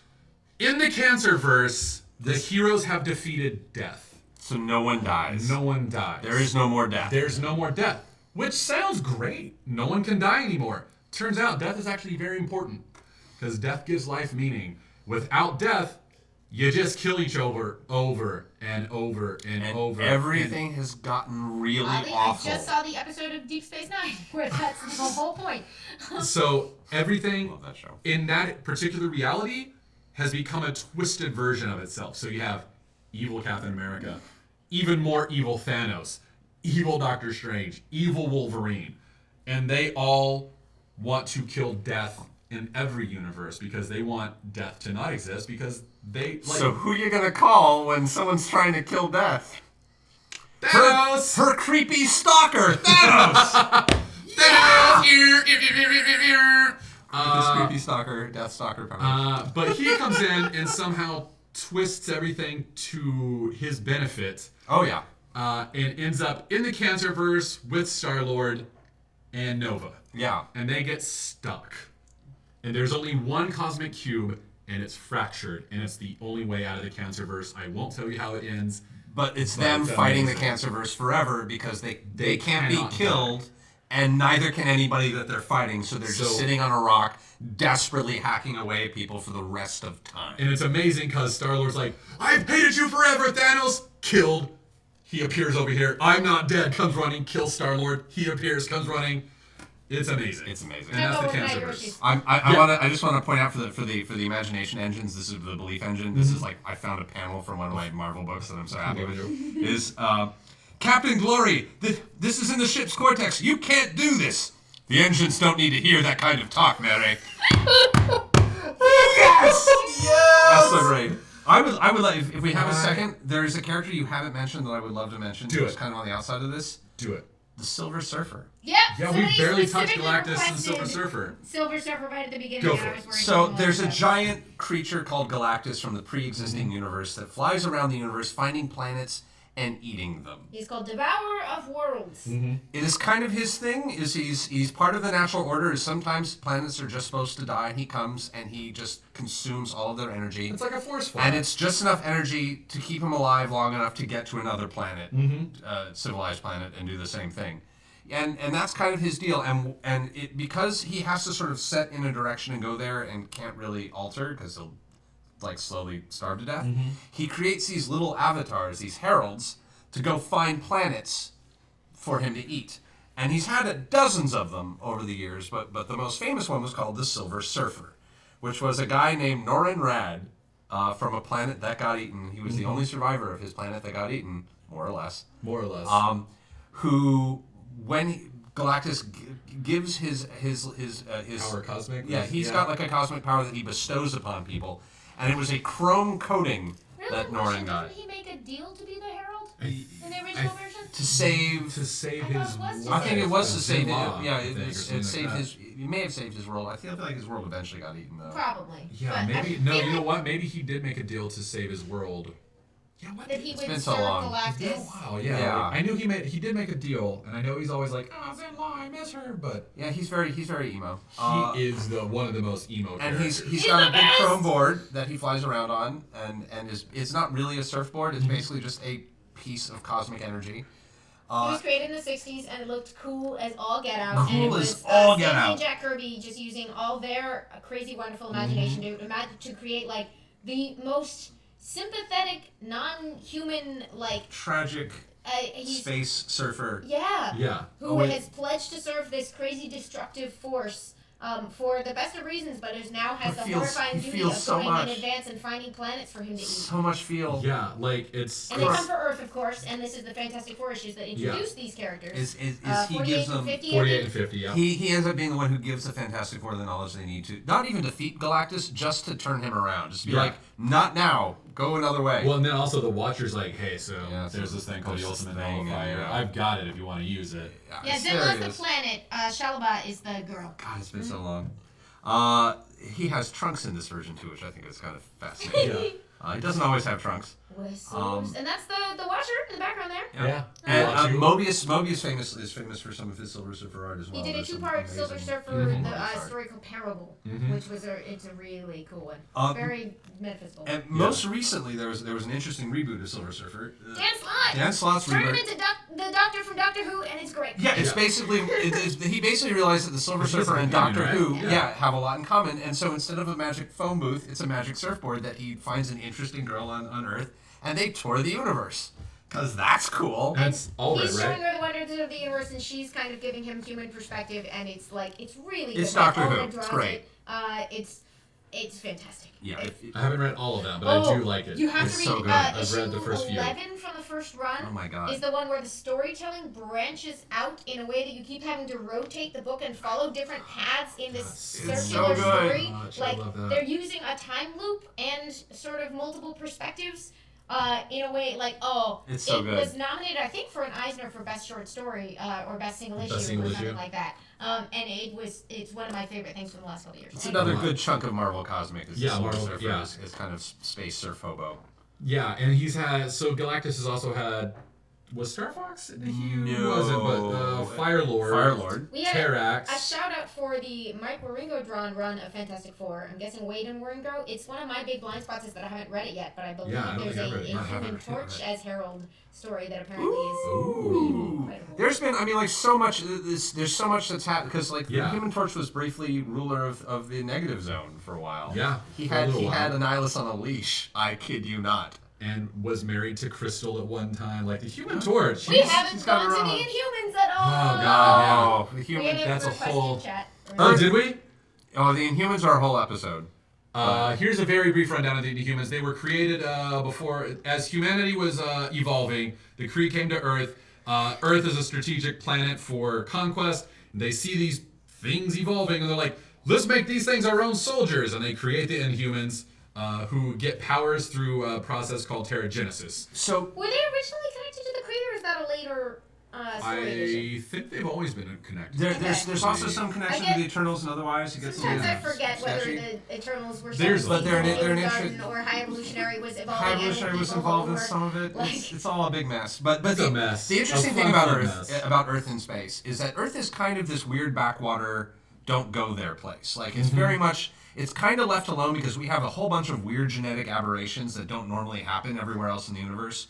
Also, a whole bunch of people in our history went around and like fucked with our genetics. So we have way too many superpowered people that don't make any sense. Yeah. And so if you're smart, you stay the fuck away, which is what most people do. And it's very much just don't go there. The people they produce are weird, primitive, and somehow got a hold of guns. Just don't go there. It is a creepy, weird backwater that everyone kind of makes fun of, but at the same time is kind of afraid of. They're all kind of terrified of it, yeah. Ooh, 'Cause- we just lost Miss Sunflower. Almost No! almost No. nobody has superhumans. Superpowered people are very rare in space. Yeah. Like the Earth Skrull, has a lot of it, though. the Skrull make them, but they base all of theirs off ours. Yeah. The Kree don't really have them. They just have good technology. And then the Shi'ar, when they get them, they can script them. Yeah. There's another big cosmic race called the Shi'ar that don't They're- really... We Avian, filed bird-like. them under X-Men. They're a wonderful But- part, and they get very involved later on in this War of Kings stuff that he was talking about. Yeah. In And by the late way, 2000s, there's early Phoenix, 2010s. Dark Phoenix, there's a whole Captain bunch. Marvel goes on to There's- become binary. X-Men a has bunch. actually a lot of There's- cosmic stuff, too. There's a whole bunch of galactic empires, some smaller, some bigger. Kree and Skrull are the biggest ones. The Shi'ar is Yeah. probably the third there. And they're very imperial, but they've got a royal guard. They've got the Yeah. imperial guard, which is where if you have superpowers in the Kree universe, in the Kree galaxy, you join the imperial Shi'ar. guard. Yeah. You mean The Shi'ar. Shi'ar. Shi'ar, Wolf. Shi'ar get so. Shotgun Faces shouted, Gladiator! I love Gladiator? Shotgun Faces. Gladiator. You're Oh, right. and Kid Gladiator. Oh fucking Kree and Gladiator. Wolverine, the X-Men, Jason Aaron. It was Gladiator so has this one of my favorite single panels of He's a any. member of the Imperial Guard. He's He's the a leader. He's the leader of the Imperial Yeah. Guard.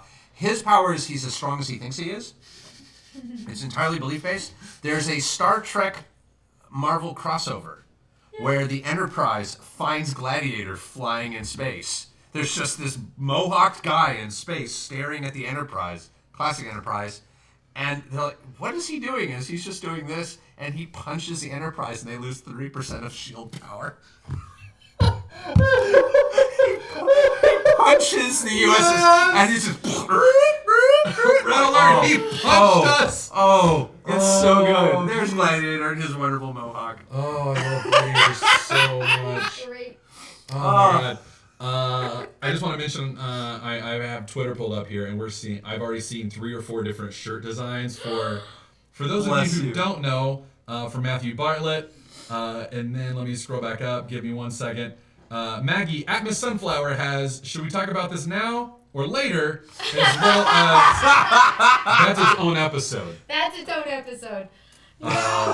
Thank you so much. Yeah, that's all I've been able to Somebody see. else in chat said another good candidate would be Too Deep, but I don't think you can make a shirt out of that.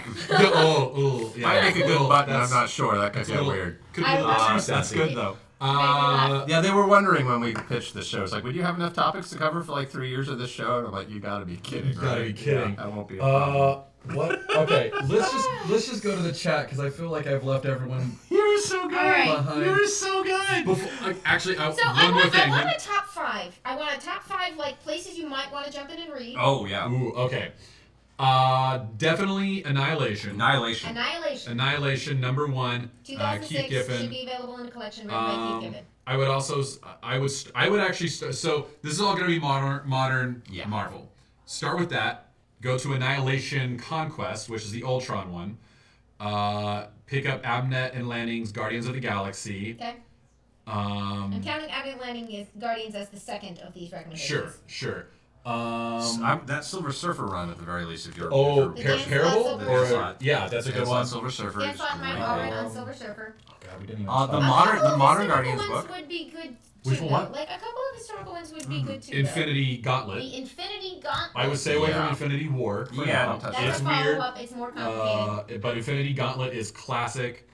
I feel like it's necessary Marvel reading if you want to be like. But there'll be a movie. It's a bit of a cornerstone now, Yeah, and it's but going to like be if quite different from what happens in Avengers Infinity War, They've been but good about you that. can see that they are milling that ground for a lot of their stuff. And grouped in with Infinity Gauntlet, I would say Thanos Quest. That's kind of.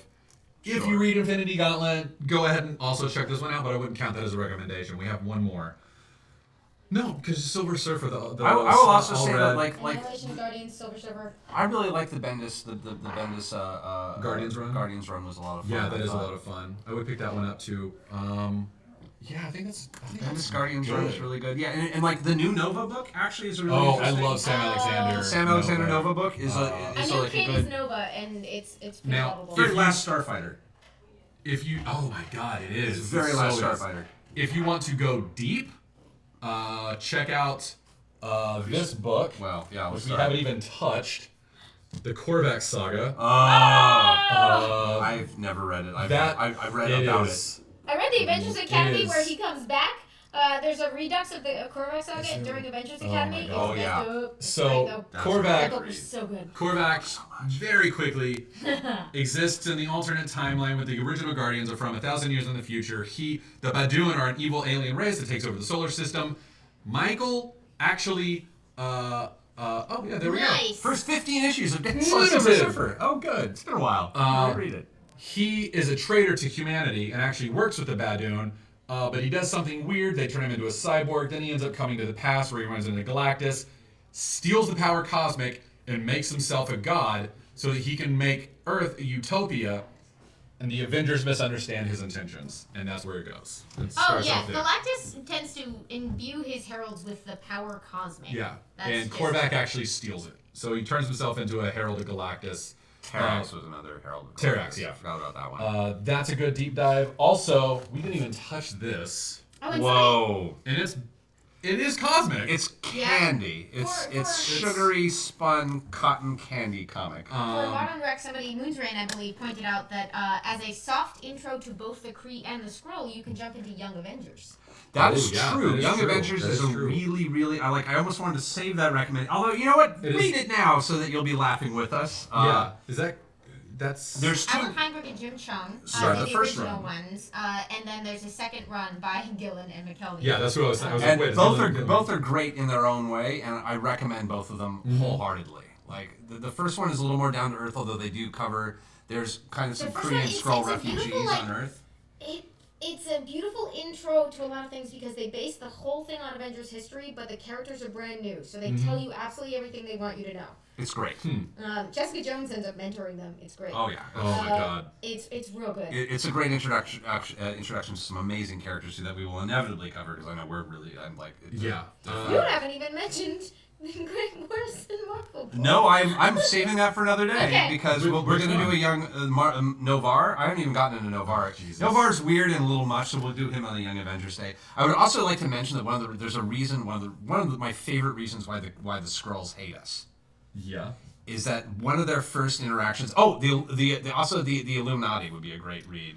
Oh my because god. they cover a lot. Oh my That's god. a whole other thing. The Illuminati made me mad. But like one of the things that Are you talking about Fantastic Four number 2? 'Cause I wanna- the Fantastic I keep Four. trying to circle back to that. The I love Fantastic this. Four when the Skrulls first came here, the Fantastic Four discovered them, and Reed Richard discovered these shape changers, and what did he do? I think you want to say it. I've been excited to say this, but you are also, so go. He brainwashed them, and There's 4 of them. there's 4 of them. Oh no, not them. I was talking about the ones, the fucked up ones. You talk about the good ones. I'll talk about the fuck. He brainwashed them and left them as cows. No, that's what I was talking about. Oh There's yeah, 4. he turned them into fucking cows and put them in a field. They were shape-changing aliens who wanted to conquer the Earth, and they couldn't be stopped. And essentially, they defeat them by convincing them that they're cows. And Reed Richards leaving them to hypnotizes die them. as cows. That is so But- twisted and fucked up. But do you want to hear what's even cooler than that? There were 4. Only 3 cows were made at the end. The 4th got away. The Kree-Skrull War starts when Vision shows up to Avengers Mansion, and he's been shot down by 3 cows. Yeah. Now, here's the thing. Here's the thing to remember. This is like This 15 is- years of real-world time in between Yeah. this random Fantastic Four story that introduced this species. Because Stanley and Jack Kirby were like gods creating the universe. They were like, here's a concept, here's an alien race. We're here's playing. a Skrull. This is fun. They This is super literally- fun. They introduced the Skrulls and wrapped up that story in one issue of the comic, and we are still mining that story territory. 50 years. It was such an later. egregious insult to the Empire that they have just been seething ever since that we That did they this. were that Reed Richards turned 3 of their members into bovines. Now but But there was a 4th. The 4th one went on to become a superhuman hating televangelist whose name I'm forgetting, but he started this big war against the Avengers on Earth. Yeah. While the Skrulls are trying to force an invasion, and while Captain Marvel is here trying to defend Earth from the Kree, it's Now, oh and my my god, I favorite- love Kree Skrull And- War. and my favorite Skrulls ever, of course, were the 4 Skrulls that defected and joined Earth. Oh, okay, go with those. They became the Beatles. Skrull John, I Skrull George, forgot about Skrull George, Ringo. Yeah. Oh my Yes. god. There were 4 Skrulls that just decided to went native and became the Beatles. Is that where the Fantastic Four meet the Beatles? I don't can't remember. All I do remember is There was that issue, during like- Secret Invasion, Skrull John, the Skrull version of John Lennon is on a superhero team in Britain defending the Earth. It's John Lennon with bat wings and superpowers. It's so great. They're also much later. Yeah. Somebody picks up on that whole Skrulls got turned into cows thing in a really messed up way. Oh, the what? chat is telling each other about right now. Oh, Tell me, They get turned into. Oh my god! Yes. All hail the mighty Skrull Empire, all hail the mighty Skrull. Yes, you should tell them I what the should tell weather's them like. what the weather is It's all down hail. here. It's all hail. Last, we're gonna take the Beatles' places and rule the world. Yeah, Oh. it's a real As fucking you story. do. Skrull John works for the British government. All right. Yeah. We're so running out of time. The Yeah. Skrulls get turned into burgers and people eat them, and they go crazy. And then, the people who eat them get the power to sense Skrulls, but in the meantime, there's the Skrull kill crew that's tracking down all the people that infected by it's crazy such a Skrull. mess. It's a mess. The It's best. a It's mess. the best Oh, mess. it's- All right, let's Oh, Reed Richards, man. Oh, what a mess. do. Is we there get a damage retro? control? Is there damage control that we need to do with the chat? Oh, You guys? y'all are great. Did we do This Okay. this wasn't nearly as weird as explain DC Comics. Jeff M says it's been a hard Skrulls night. Oh! They're punning. They're fine. We love you guys. They're funny, there's fine. so much good stuff in here.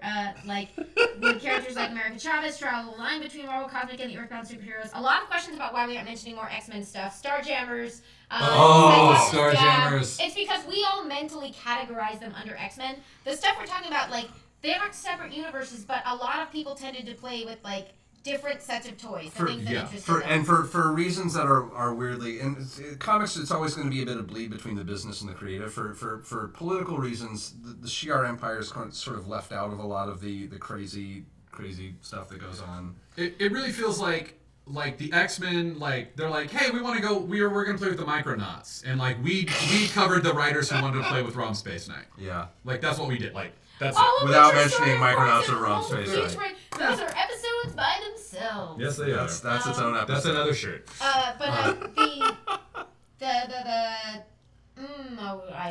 totally X-Men, lost Shi'ar, what I was about to say. Starjammers. X-Men, Shi'ar, Starjammers. Oh, yeah, different people wanted to play with different toys. A lot of the stuff that we're talking about, like, people like Moondragon end up as Avengers for a long time. A lot of this cosmic stuff leads in and out of the Avengers. The Christopher War is a storyline that happens in the Avengers. A lot of the stuff. But depending on who wants to play with what toys, like Carol Danvers, who was an Avenger for a very long time, like, the writer of the X-Men really liked her, so he spent a bunch of time working on her because he wrote her book for a while as Ms. Marvel, and then developed a bunch of her stuff over in X-Men. So you do get crossover. And turned her into Binary for a while, where she had like the power of a supernova, basically. Yep.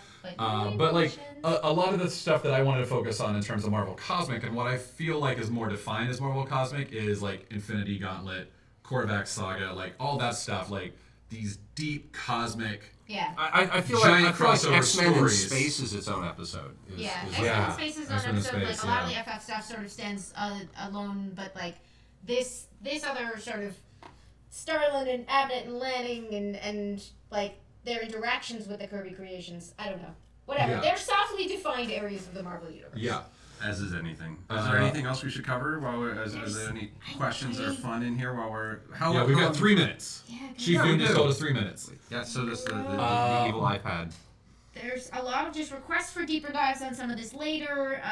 There will be deeper dives. There, like what are they saying deeper dives on?